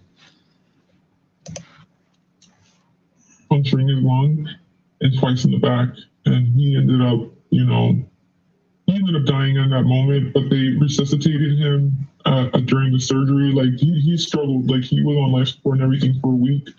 But from that moment, he began to get scared because he thought like I manifested it or something, and it wasn't that. So I wonder how she knows that. And your life insurance only. I wonder how she knows that he felt that way. To hear what almost happened to us last year. So I continued. So I started seeing a therapist. I'm still a teenager. I'm trying to go to school. I started seeking counseling, and that's when they diagnosed me with schizophrenia. And I was like, no, I don't. Crazy, right? I'll be back. I'm gonna go get a snack, but I'm gonna leave this plane.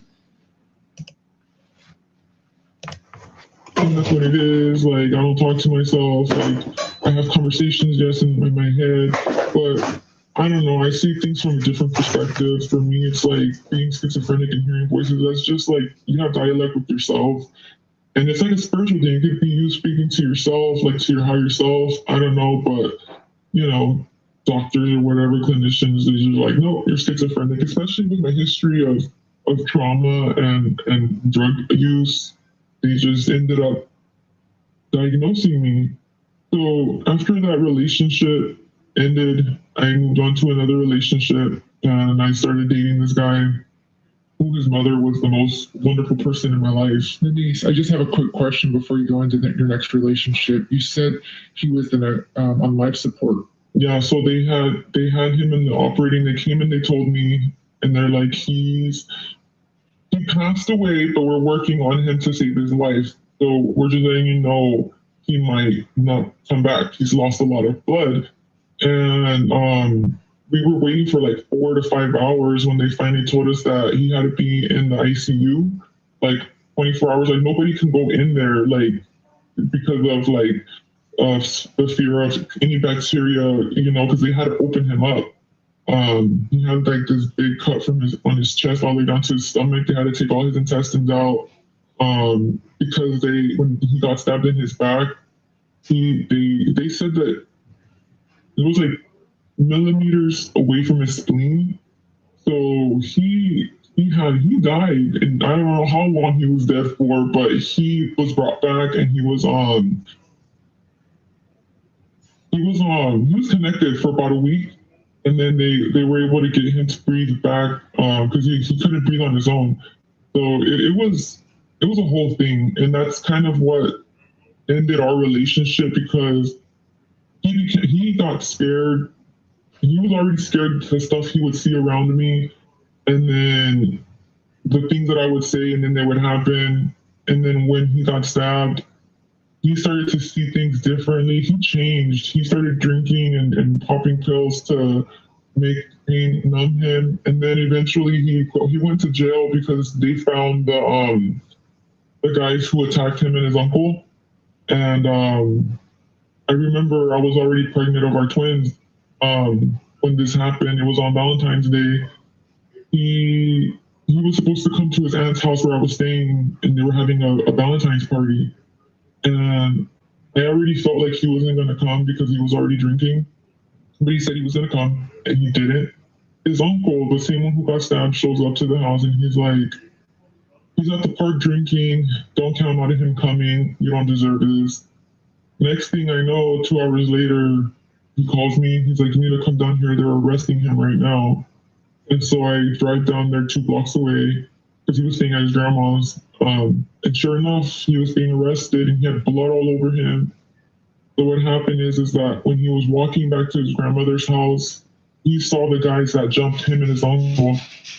And he runs back to his uncle's house and tells, they're all gang members.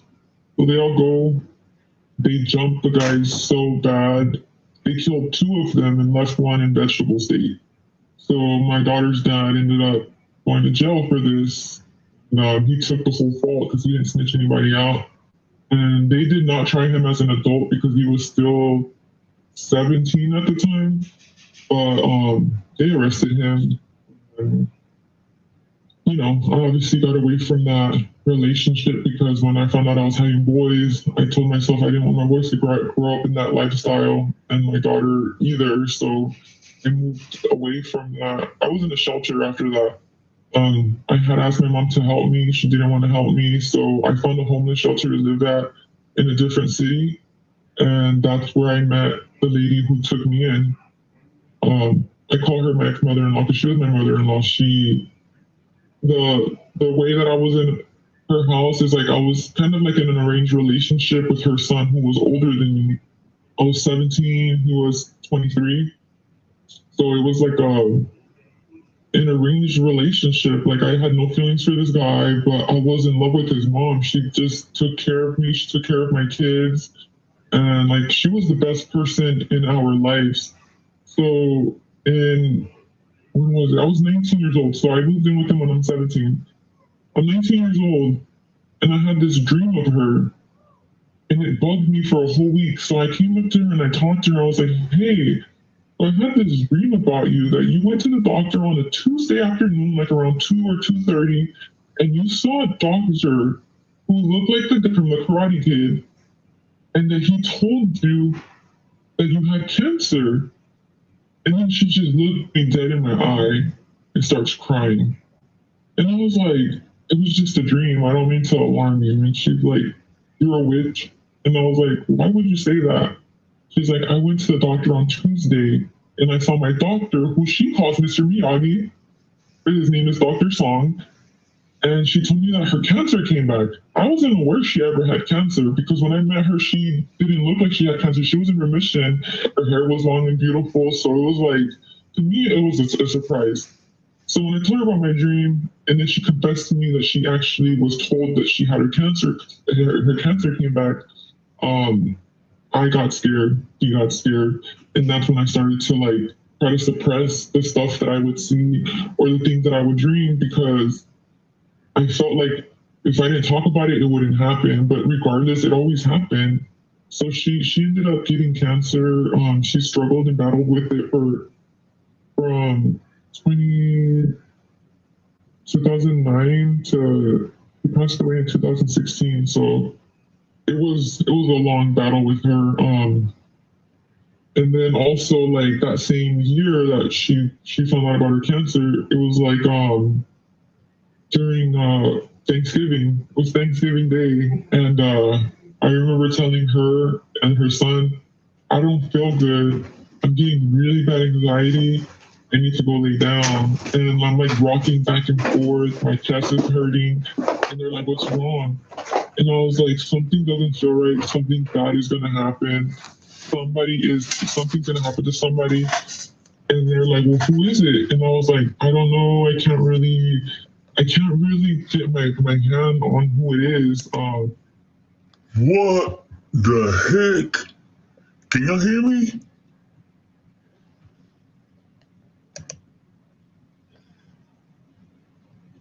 Can y'all see me? What the heck?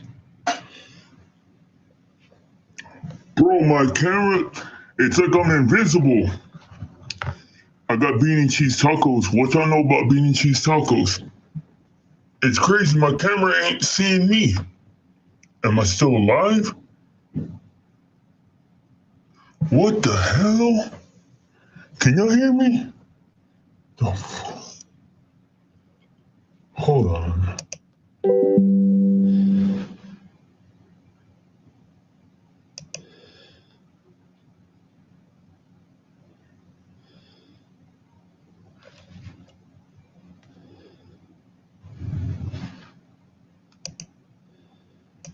Okay, so you can hear me.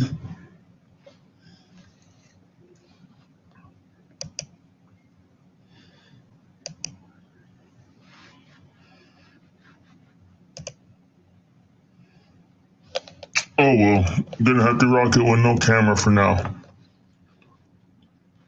But we can still listen to this chick.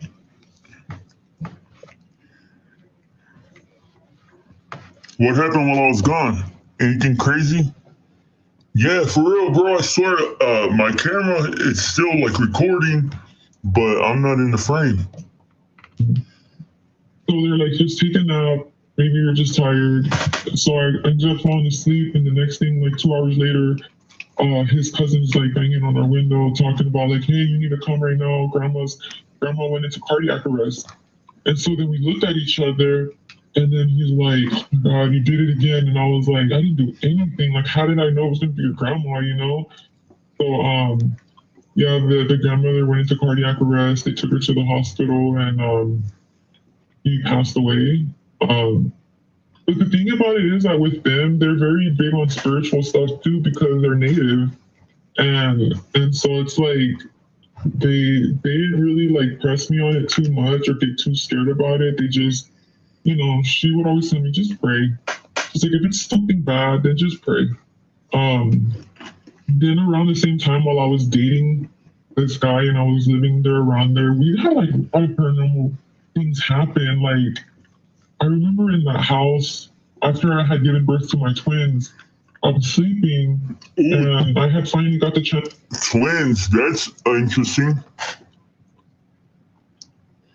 Okay, rewind it like 2 minutes. To bring my twins home. But regardless, it always happened. So she ended up getting cancer. She struggled and battled with it. And then she just looked me dead in my eye and starts crying. And I was like, it was just a dream. I don't mean to alarm you. What happened? She took care of me. She took care of my kids. And like, she was the best person in our lives. So, when was it? I was 19 years old. So I moved in with him when I'm 17. I'm 19 years old, and I had this dream of her. And it bugged me for a whole week. So I came up to her and I talked to her. I was like, hey, I had this dream about you that you went to the doctor on a Tuesday afternoon, like around 2 or 2:30, and you saw a doctor who looked like the guy from the Karate Kid, and that he told you that you had cancer. And then she just looked me dead in my eye and starts crying. And I was like, it was just a dream. I don't mean to alarm you. And she's like, you're a witch. And I was like, why would you say that? She's like, I went to the doctor on Tuesday and I saw my doctor, who she calls Mr. Miyagi, Dr. Song, and she told me that her cancer came back. I wasn't aware she ever had cancer, because when I met her, she didn't look like she had cancer. She was in remission. Her hair was long and beautiful. So it was like, to me, it was a surprise. So when I told her about my dream, and then she confessed to me that she actually was told that she had her cancer came back, I got scared. He got scared. And that's when I started to like try to suppress the stuff that I would see or the things that I would dream, because I felt like if I didn't talk about it, it wouldn't happen. But regardless, it always happened. So she ended up getting cancer. She struggled and battled with it from 2009 to passed away in 2016. So it was a long battle with her. And then also like that same year that she found out about her cancer, it was like during Thanksgiving. It was Thanksgiving Day, and I remember telling her and her son, I don't feel good. I'm getting really bad anxiety. I need to go lay down. And I'm like rocking back and forth. My chest is hurting. And they're like, what's wrong? And I was like, something doesn't feel right. Something bad is going to happen. Something's going to happen to somebody. And they're like, well, who is it? And I was like, I don't know. I can't really get my hand on who it is. So they're like, just take a nap. Maybe you're just tired. So I ended up falling asleep. And the next thing, like 2 hours later, his cousin's like banging on our window, talking about like, hey, you need to come right now. Grandma went into cardiac arrest. And so then we looked at each other, and then he's like, oh my God, you did it again. And I was like, I didn't do anything. Like, how did I know it was going to be your grandma, you know? So, yeah, the grandmother went into cardiac arrest. They took her to the hospital, and he passed away. But the thing about it is that with them, they're very big on spiritual stuff too, because they're Native. And so it's like, they didn't really like press me on it too much or get too scared about it. They just, you know, she would always tell me, just pray. She's like, if it's something bad, then just pray.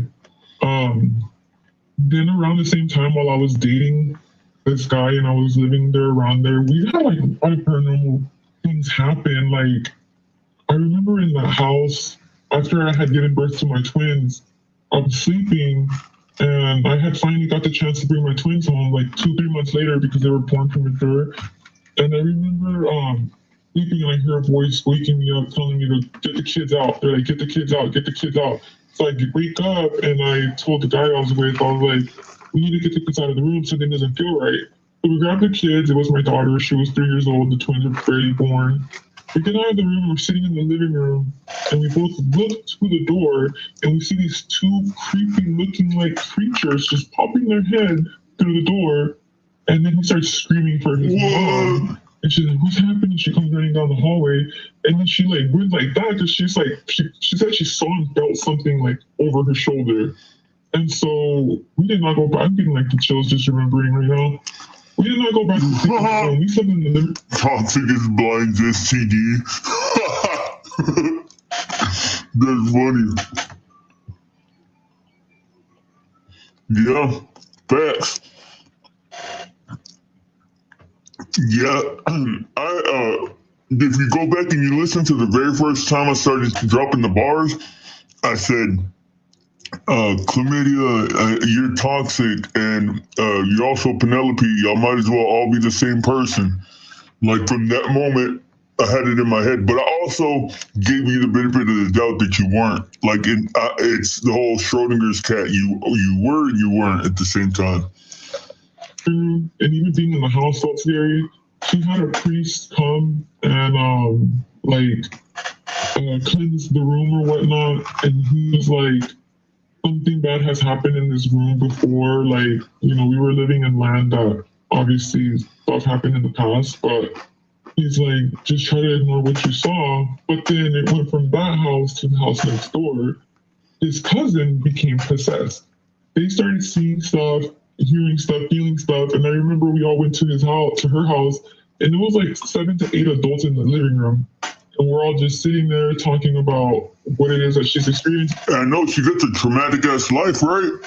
She is, but bro, if you ask me, it's partially manifested by her. Like, cause you know that she's a type that's like always pointing out every single coincidence and every superstition and all that, like just cause she's already like set that way. And she's just sitting on the chair, blank stare, just pale, like dark circles, like she did not look like herself. And I was like, this can't be real. I've seen stuff like this in movies, but I've never seen this in real life. So I'm sitting there watching her, everybody's talking. I all of a sudden hear like somebody in my ear playing with like what sounded like a candy wrapper. And I'm like just looking around to see if anybody else hears it. And then the string of my sweater, it pulls up and it goes like that. And I was like, oh my gosh. And so then it happens again, because I said it all out. I was like, what was that? And everybody's just staring at me, and it happens again. I just got up and I ran out of the house. that same night they had a priest come and perform an exorcism, and my son, at this time he was like 3 years old. He was playing around the house, and he had gone around where her window was at, and he found a picture. And he was like, "Hey, Mom, this is my friend, the one that lives in the room with her." So they believe that the person that was possessing her was the girl from the picture, but my son somehow was able to see this person that was possessing her. So then after that exorcism happened, we still continued to see like weird stuff. There was this particular night where... Hold up. Are you playing? Are you being sarcastic? Or are you being serious? We had came back from the casino, and we saw like through the fence like this demon-like creature standing like 20 feet away from us. It looked like it was like 15 feet tall. That's what it looked like to us. And we're like, nah, we're tripping. We need to go inside the house. We're probably just tired. So we all go inside the house, and then we're all laying down, falling asleep. It must have been like 3, 4 in the morning when we hear like down the hallway, because there were duplexes, one here, one here. His cousin lived here. We live on this one. And we could hear what sounded like somebody walking, like stomping, and it sounded like a horse or something walking down the hall. And we were like, what? And then like I was too scared to look out the window.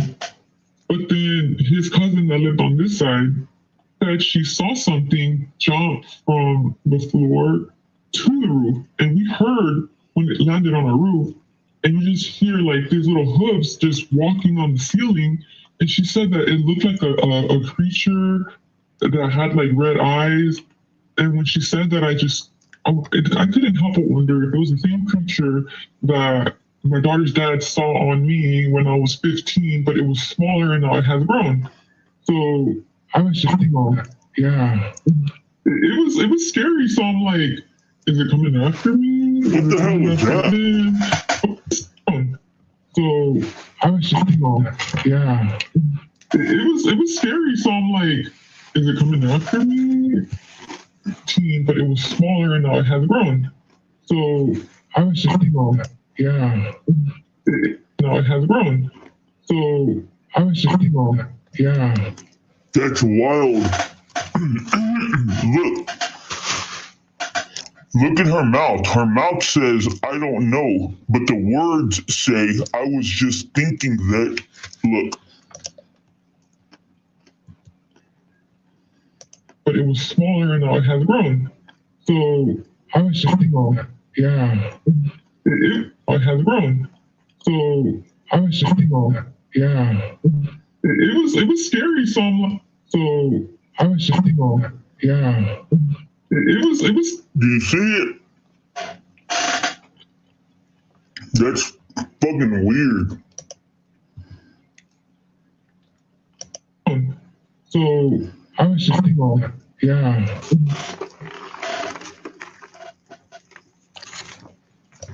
It was scary. So I'm like, is it coming after me? Is it coming after them?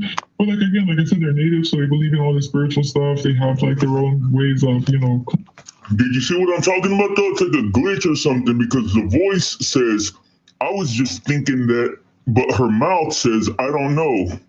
Things in the house and whatnot.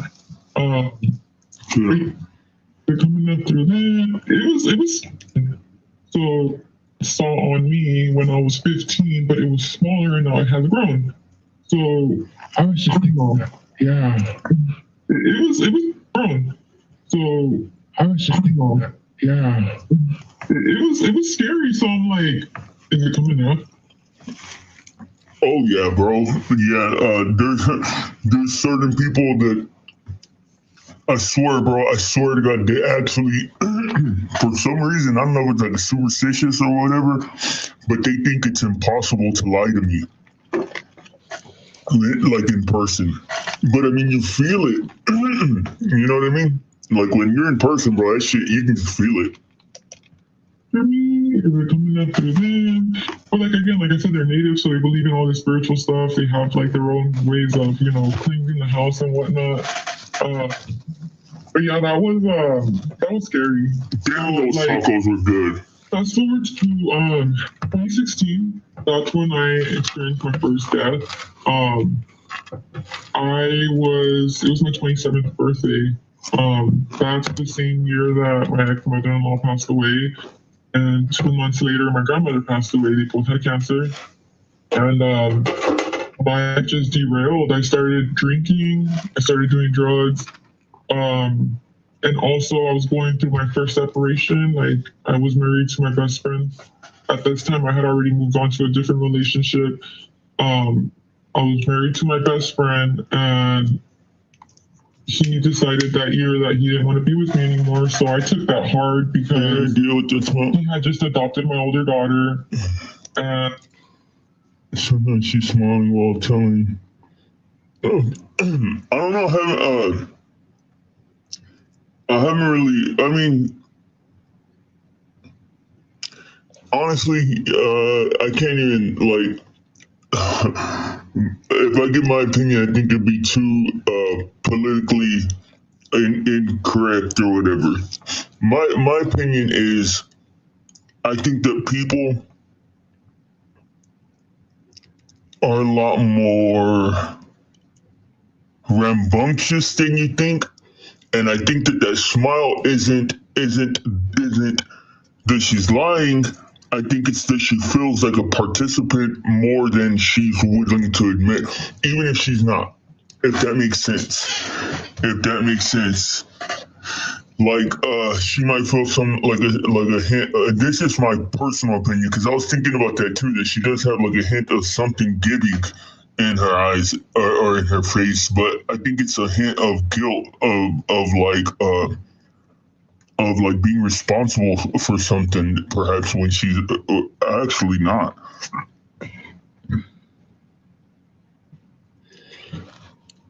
And if you can see the difference between her multiple expressions and details set out to, did you ever see Next Machina? No.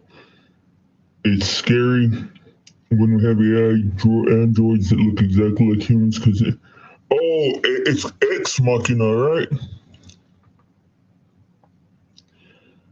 Is it Ex Machina or Next Machina? Because I think I've heard of it. It's like a dude that goes and he's like living in this one place with this girl droid or whatever. But yeah, she seems like she's telling the truth, but in my honest God, my whole opinion is that I think she thinks she's telling the truth, but I think that she also knows that a lot of this shit is superstitious and exaggeration too. So like, because I mean, come on, bro, like, I don't know. I've never seen nothing supernatural in my life, so I can't say that I believe anybody when they say they have. And but I'm not taking it away from them that they believe it. You know what I mean? Because like you said, Toxic, that she looks like she believes what she's saying. I think that they believe they do, that they see that stuff. But I mean, dude, everybody be seeing red eyes everywhere. The Turing test, and she kills him in the end. Damn. I'll put that in my notes.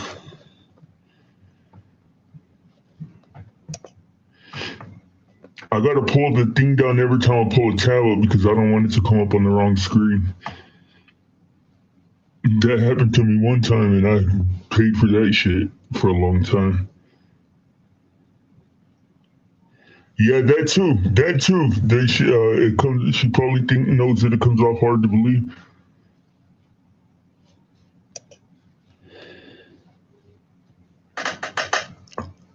Same. I don't know. It was just a difficult time. My grandmother had just died. You also got to keep in mind, like, when you're listening to somebody tell a story, bro, like, you want to deify them. Like, we always want to deify people immediately if they have a message that we agree with or that, like, we're comfortable with. But this is a human being, and like a human being has habits, has tendencies, has addictions, has like all that shit too. You know what I mean? Like when you factor all that stuff in, like there's a whole gang of shit that could be going on in her mind. Cause like she's cycling through all these memories. I'm sure there's memories in there of things that she did that she enjoyed, but isn't necessarily proud of. You know what I mean? Mother-in-law had just died, so I feel like at that time I was trying to do the most with my drinking, do the most with my drugs, which was cocaine at the time, just to get his attention. And I thought maybe if he sees that I'm struggling, he might want to stay. And see, now that's the statement that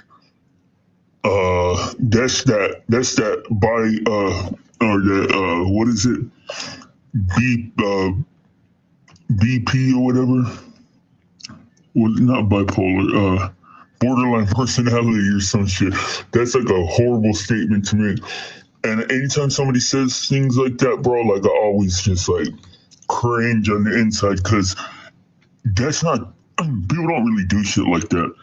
Like people use that excuse to like binge on drugs and shit, but people don't do stuff like that. Well, I mean, I don't know. I can't say they don't, because my ex did that. I guess I had to stay corrected. I had to walk myself down on that, because I'm actually, I can't even say that that's the truth. And yeah, she does seem very matter of fact. She seems very sure of what she's saying. She's probably told these stories a hell of a lot of times. You know how Mexicana chicks are. Yeah, I swear I predicted the World Trade Center's collapse. he didn't even care. Like he was in his own world, because at the time I was not aware that he was like, I was not aware he was in his addiction. I didn't find that out. So like yeah, borderline. That's what she said. She has borderline personality disorder. A couple years after, but he I wonder when she gets to the part where her dad eats her friends. That day was my 27th birthday. I went out to the bar to drink with my ex-sister-in-law, and when we came back, I remember I was with a friend, and my ex-mother-in-law, her son, he's the one that gave us a ride, and he and I got into a heated argument because he was telling me that what I was doing was very irresponsible. Same, bro. Same. I swear to God, I feel the exact same way. I don't think it's a real thing. Well, I think there's a disorder there, but I don't believe in multiple personalities and shit like that. I think that's ridiculous.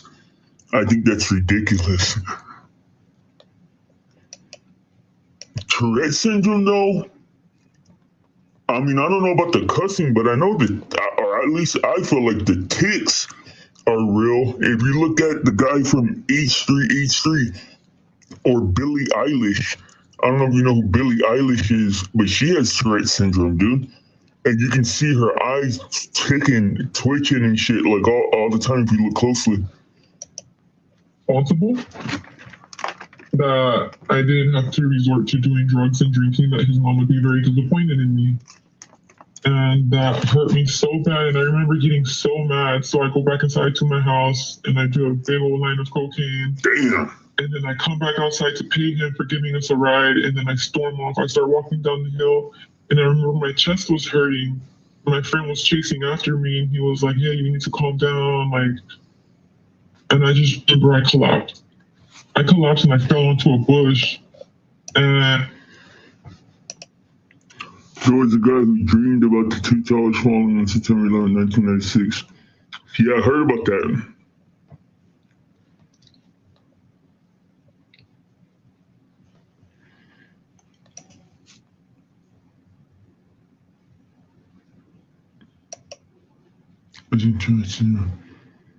Yeah, hell yeah, bro. Not just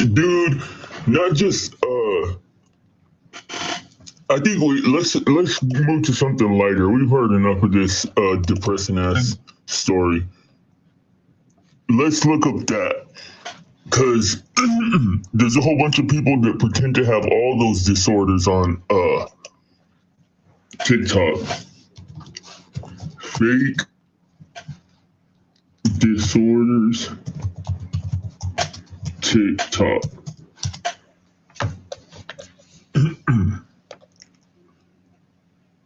Who got caught lying? Let's go. Hello, Aqua. Welcome in. Salute. That little piggy booked a villa.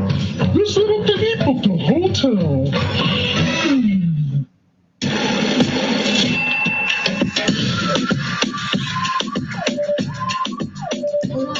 Some trends online. And you know what's interesting? If you notice, like, it's always the same type of person. It seems to be the same type of person, like these radical, far left, feminist type weirdos with green hair and shit. It can be absolutely baffling, especially when they become dangerous. Other trends are baffling, but for a different reason. One of the biggest trends over on TikTok in these past few years has been a massive influx of creators who have taken to the website and are malingering among other creators. It can be hard to spot sometimes.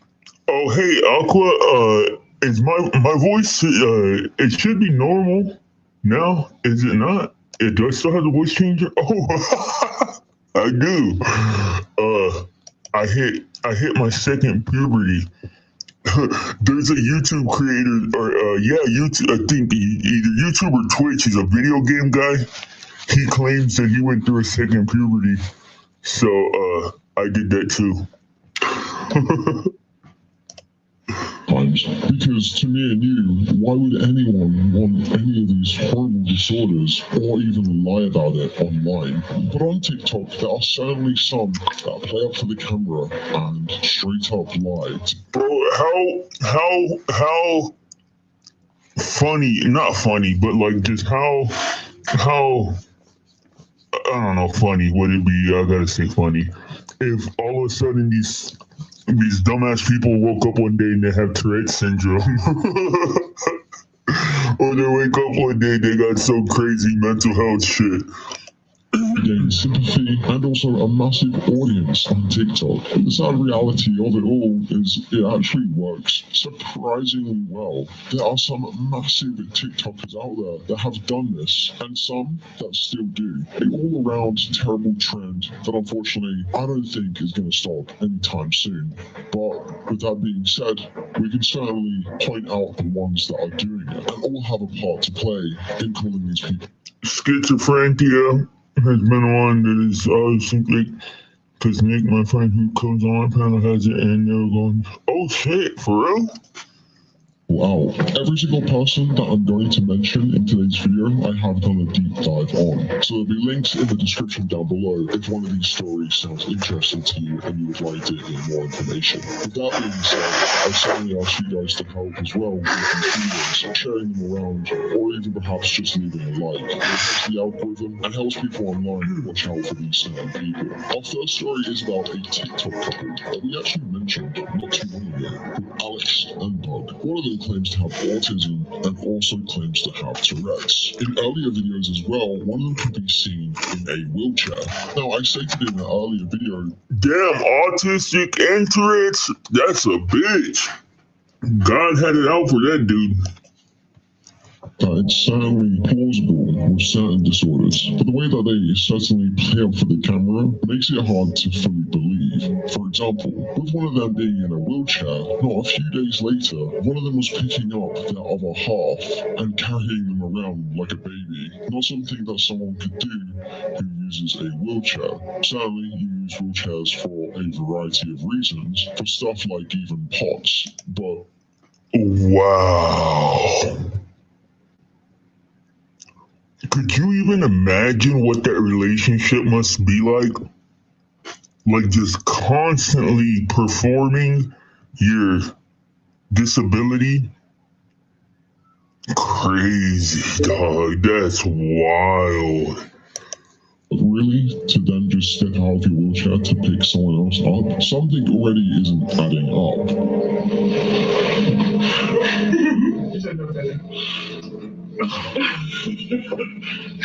So son of a gentleman.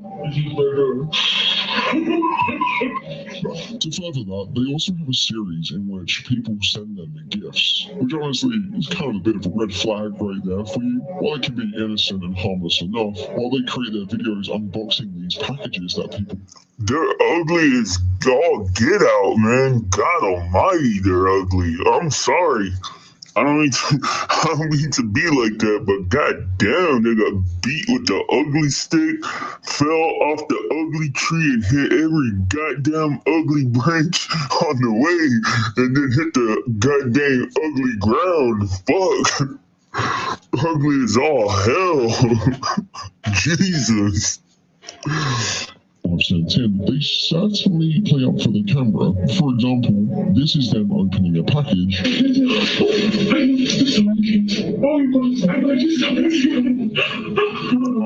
then this is them speaking normally. Social media was really so pointless. If it really didn't reach anyone, change any opinions. It almost seems like this is even the same person sometimes. And certainly a lot of people online also lean towards them faking, as there's even a subreddit, a whole subreddit dedicated to trying to crack the case with Alex and Doug. I know how some people can certainly be online, but to have a whole subreddit made about you trying to debunk the things that you have said, it's pretty extreme. I am certainly not the only one online whose spidey senses are tingling right now. You don't even have to really look too far, neither, because a lot of their comments as well underneath their videos are people seamlessly calling them out as well as they carry on playing up for the camera. But honestly, one of the things I found most disgusting about this is how they then try to turn it around and manipulate their audience, as they can be seen making videos crying because of what people have said about them, as they appear to just regurgitate comments. What's up, boy? Lauren George, salute and welcome in. I don't know. You tell me, my boy. I don't know about gay pride. Don't let them get you down. But they do it in such a way that is so extreme, no one actually said, like, I thought it was okay to be autistic, but apparently it's not, as their other half continues to hold them and tell them that it's okay to be different. They called me a thing.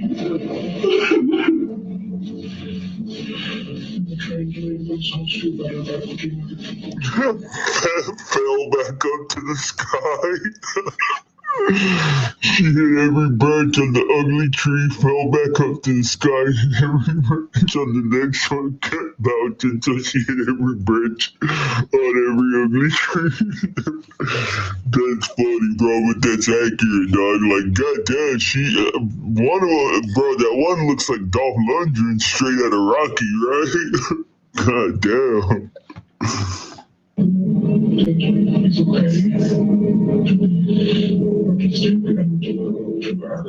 That's Dolph Luncheon. like how they have the luncheon meat at H-E-B or Walmart Hunter. That's Dolph Luncheon. Which obviously it's okay to be different. That's not what people are saying, and they know this too, but they're trying to be manipulative, so those people who have previously called them out in other videos or comments will either perhaps take those comments back, take those videos down, or do a complete 180 and apologize. Almost like when you accidentally hurt a younger sibling and they start to cry, and you say, no, you can hit me back, it's okay, I'm sorry, just don't tell mom. And with one last thing to mention about this TikTok couple, in their bio originally on their TikTok account, they claimed that they actually were autistic, and as of right now, that's not in their bio anymore. Could be simply nothing, but also definitely something to at least think about. Which leads us to our second story.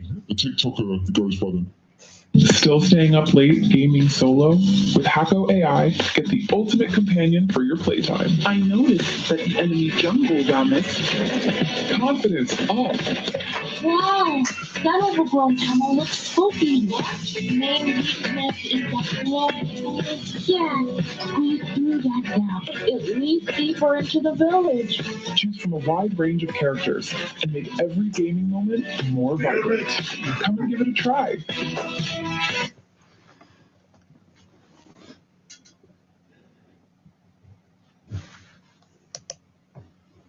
goes by the name of Nicodite, aka Bunny, another TikToker that we've recently covered here on this channel. Again, I'll remind you that all of these deep dive videos are in the description down below. Check them out after this video though, not right now. Nicodite's story is sadly an interesting one though, because it comes with the ending of random people online tracking down her father to let him know about all the awful things that Nicodite here has done. Now certainly there are some things that people called out that I actually found to be quite a stretch when it came to this TikToker. One of those, to use as an example, was Asian fishing. Now, in one of Bunny's streams, it literally looks like she's rubbing her eye and someone took a screenshot and tried to cancel her on Twitter. Granted, I think that's pushing it a little bit too far. With getting this silly stuff out of the way, there are certainly much worse things that Bunny here has actually done with actual proof. Again, she claimed to have an eating disorder, and he claims to be...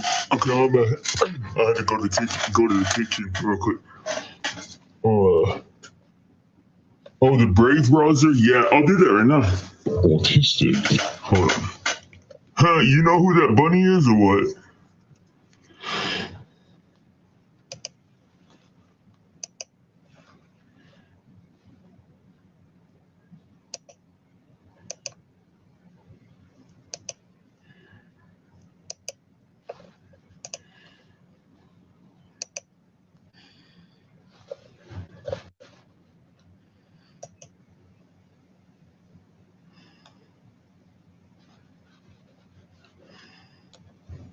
Oh, what the hell?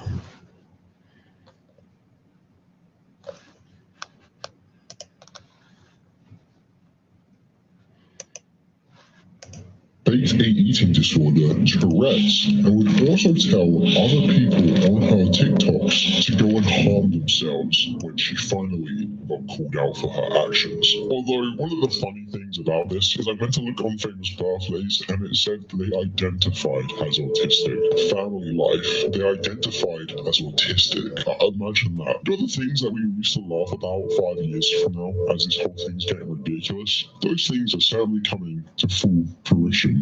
It's happening. People are seriously identifying as autistic. Now guys, I'm certainly no doctor, nor do I claim to be. I'm just probably an annoying British YouTuber, but identifying as autistic is probably one of the stupidest things I've literally ever heard of. And now because of that, I officially diagnosed you with stupid, although she is no longer a TikToker anymore, as in this case, she actually got her account terminated. That's right, her TikTok account actually got taken down, which honestly has to be a pretty extreme. Alright, excuse me. I'm downloading Brave. Let's see if we can switch over. Come on, why are you taking so long? I used to have this. I don't remember why. Excuse me. Sorry. I don't remember why I stopped using this. I think it's because it has like, isn't there like 1 million extensions on this browser? And I'm taking these like courses to learn how to do the agents and stuff like you do, Toxic. Okay, we got it. Got it.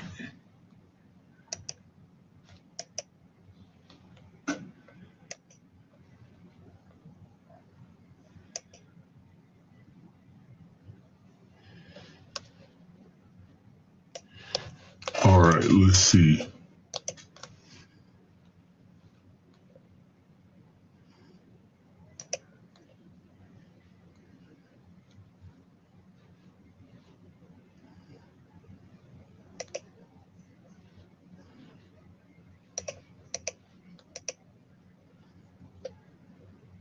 Importing files. Nope, I don't want my info sent to nobody. Hell no.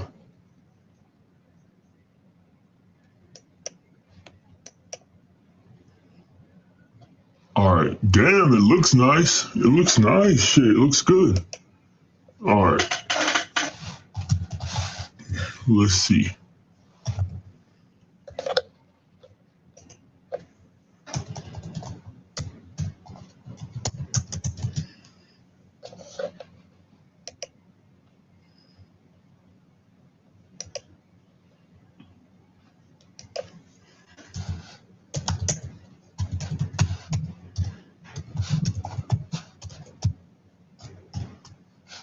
Cosmilu Iscariot. That's one of my aliases.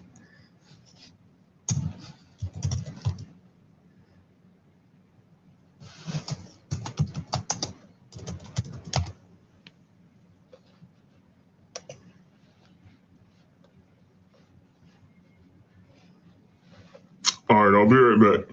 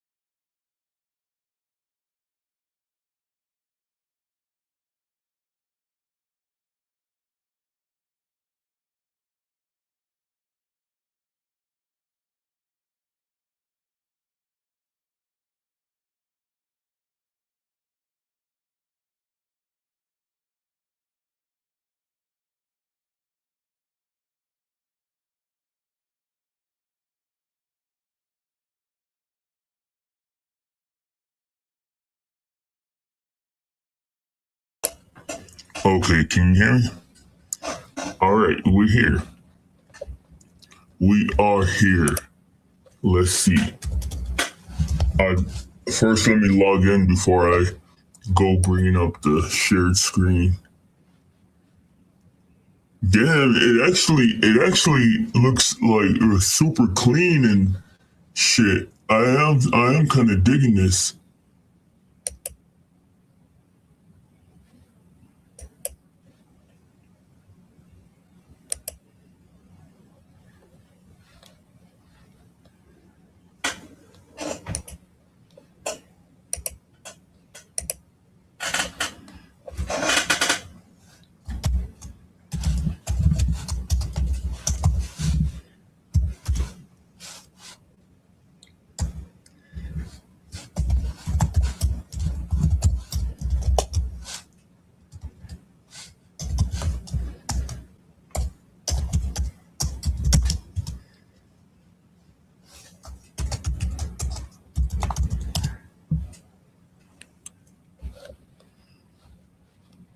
Okay, there's one account logged in. One more to go. Dookie in the Pookie.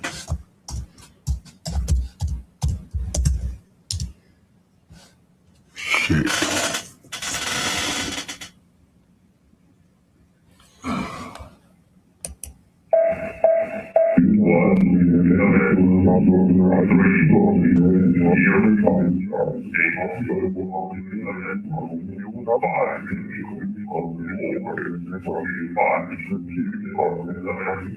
Once again,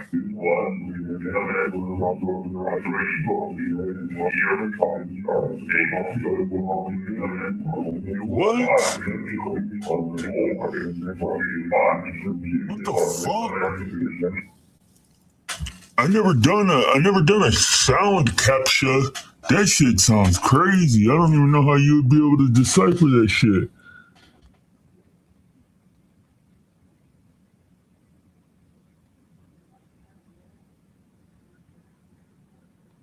Well, hell.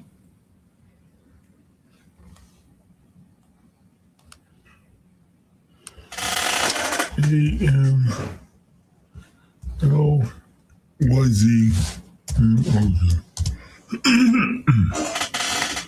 Oh, fuck. D-M-S-H-E-S-S-E-C-T.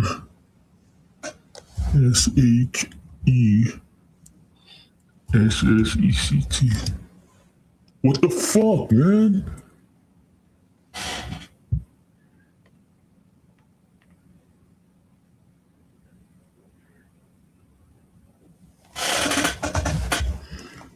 Ash F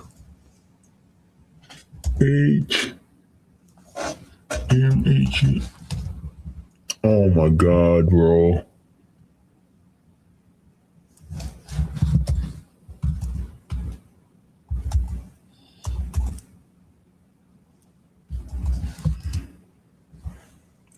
Damn. That capture didn't want to let me through. Okay, we finally got it though. And you said it gets rid of the ads? Dude, it looks clean, bro. I don't know why. Look, it looks completely different.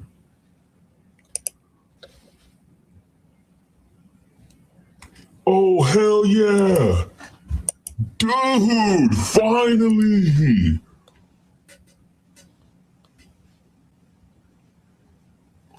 Bro, hey, good looking out, Toxic. Finally, I got my freaking audio back, dude.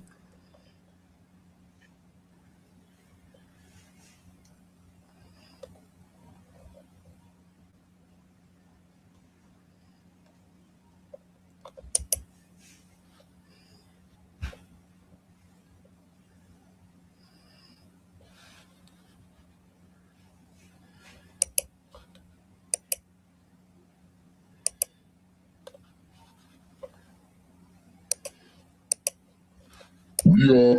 Bro, all this time I've been having to use my microphone to share audio.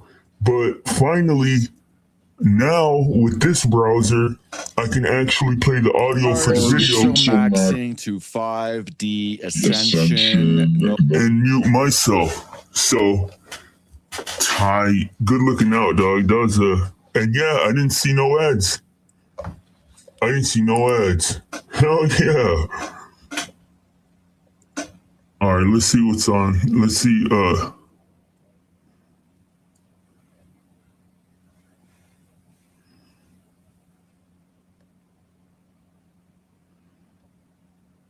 Okay, here we go. Let's see if we're targeted by a psychopath.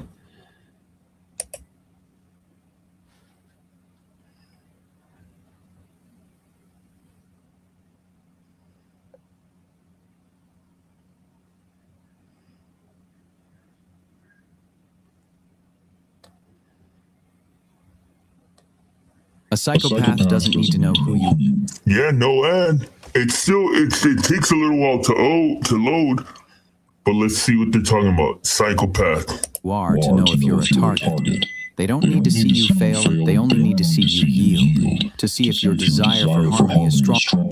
Yeah, exactly. Yeah, it's not changing the voice of the shit. Good looking out, dog. Hell yeah. Stronger than your instinct for self-preservation. A joke at your expense in front of other people. A pushy request that overrides your boundary. A suggestion that quietly expects you to abandon your number, and then they watch. Not what you say, what you reveal. Because to a psychopath, your reaction is not a feeling. It is data. If you over-explain, they learn you can be pulled into defense. If you apologize when you did nothing wrong, they learn guilt works on you. If you say yes just to avoid tension, they learn pressure beats your boundary. And if you laugh off disrespect to keep things comfortable, they learn you will protect the peace, even when the peace is being used against you. That is the first test, not whether you are weak, whether you will abandon yourself before they have to force you. Today. Damn, do y'all know anybody like that? I know some people like that.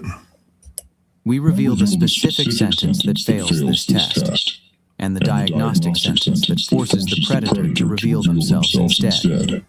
The first thing to understand is this.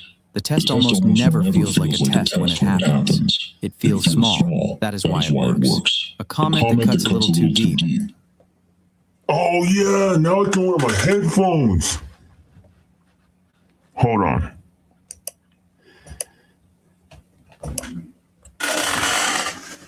Yo, what it do? Damn, what's that? What is this? What? Wiggity, wiggity, wiggity, whack. Wiggity, wiggity, wiggity, wiggity, wiggity, wiggity. Hold on.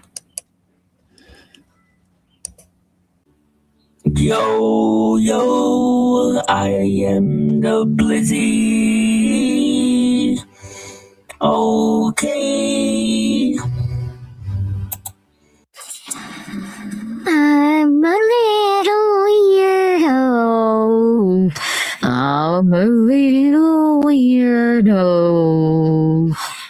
I think I'm a lesbian.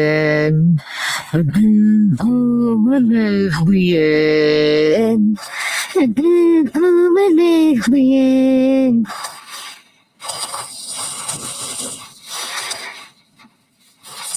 Okay, we'll be the lesbian for now.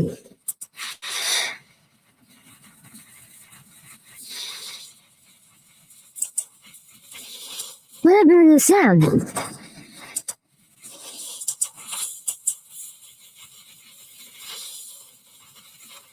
Can you hear it? I can hear it now. Whatever.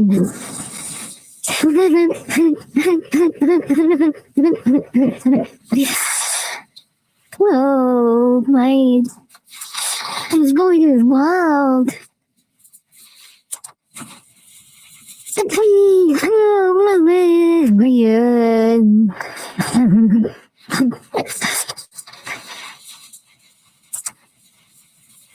Please, come away, Brian.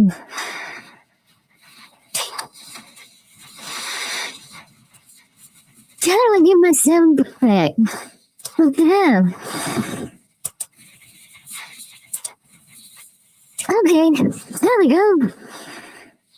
Please come a lesbian.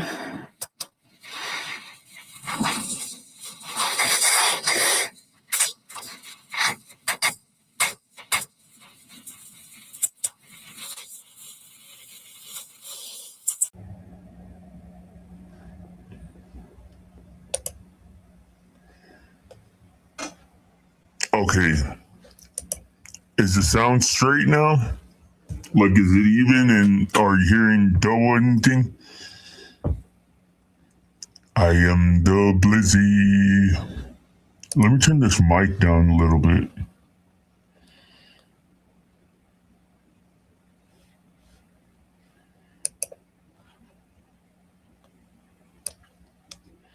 Mic down, headphones up. There we go. There we go. What it do? What it do? I'm the Blizzy. I'm the Blizzy. All right.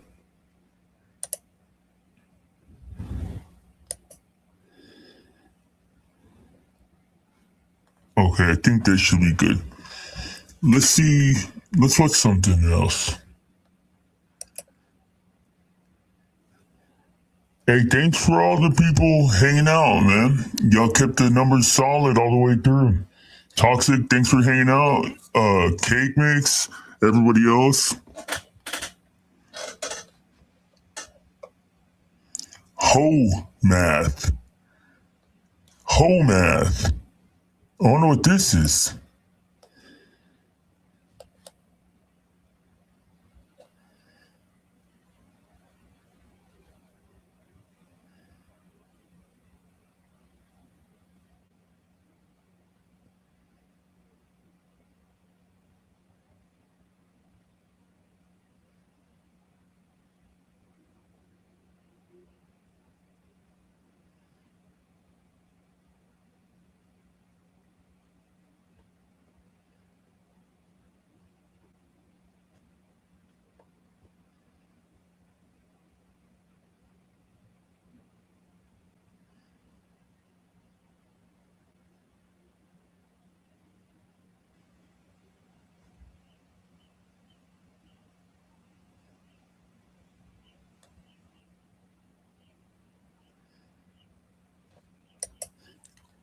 Well, do I need it? It seems like it's already doing it. I'll do it just in case.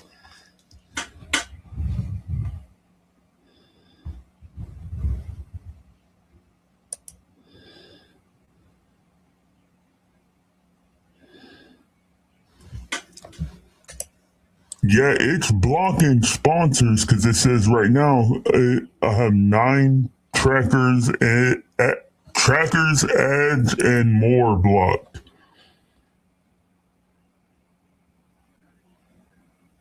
Block trackers, I'm aggressively gonna block trackers and ads.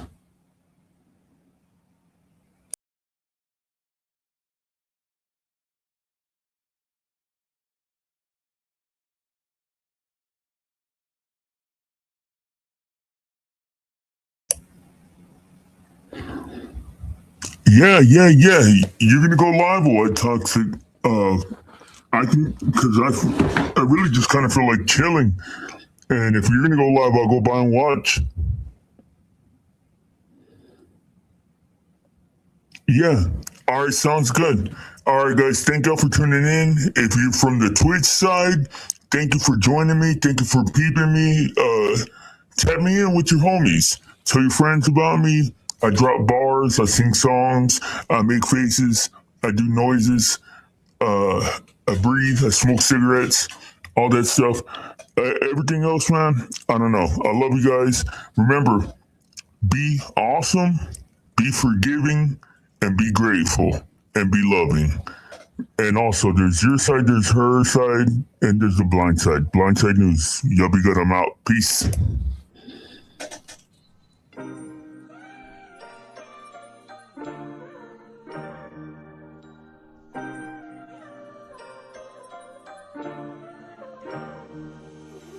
Welcome to my show where the curtains breathe smoke, spotlights blink cold, telling secrets that I wrote.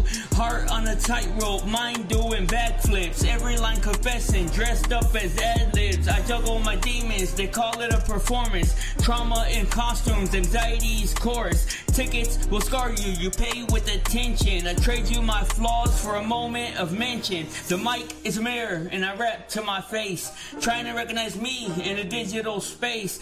Crown full of gold from my past that I survived. They clap when I bleed, saying damn, he's alive. Bass in my chest like a second heartbeat. I'm a tortured soul, so I torture the beat.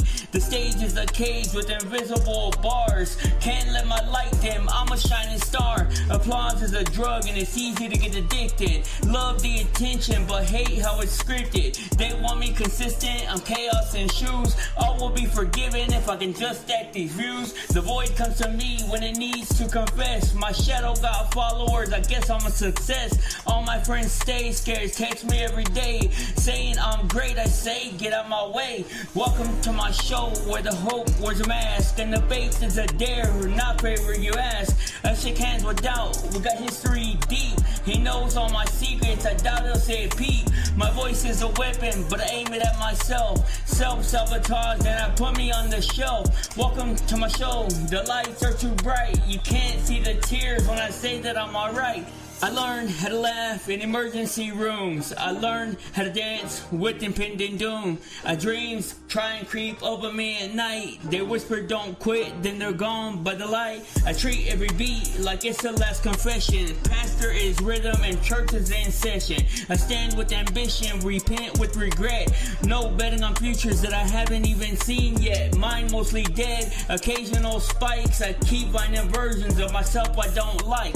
I shake hands with strangers inside of my head. They all want control and they all want me dead. But I'm still here breathing on borrowed time, turning bad luck into borderline rhymes. Welcome to my show, art from the ache. Every word was a risk I was scared to take. Broke with big dreams and a cracked phone screen. Now I'm rich in regrets and what I could have been. I used to want fame, now I want peace. Not to be hungry while everyone feasts. I pray to the sky, your voicemail replies, so I leave messages hidden in my lines. My soul needs a nap, my body needs rest. Welcome to the Blizzy Blind Show, it's the best.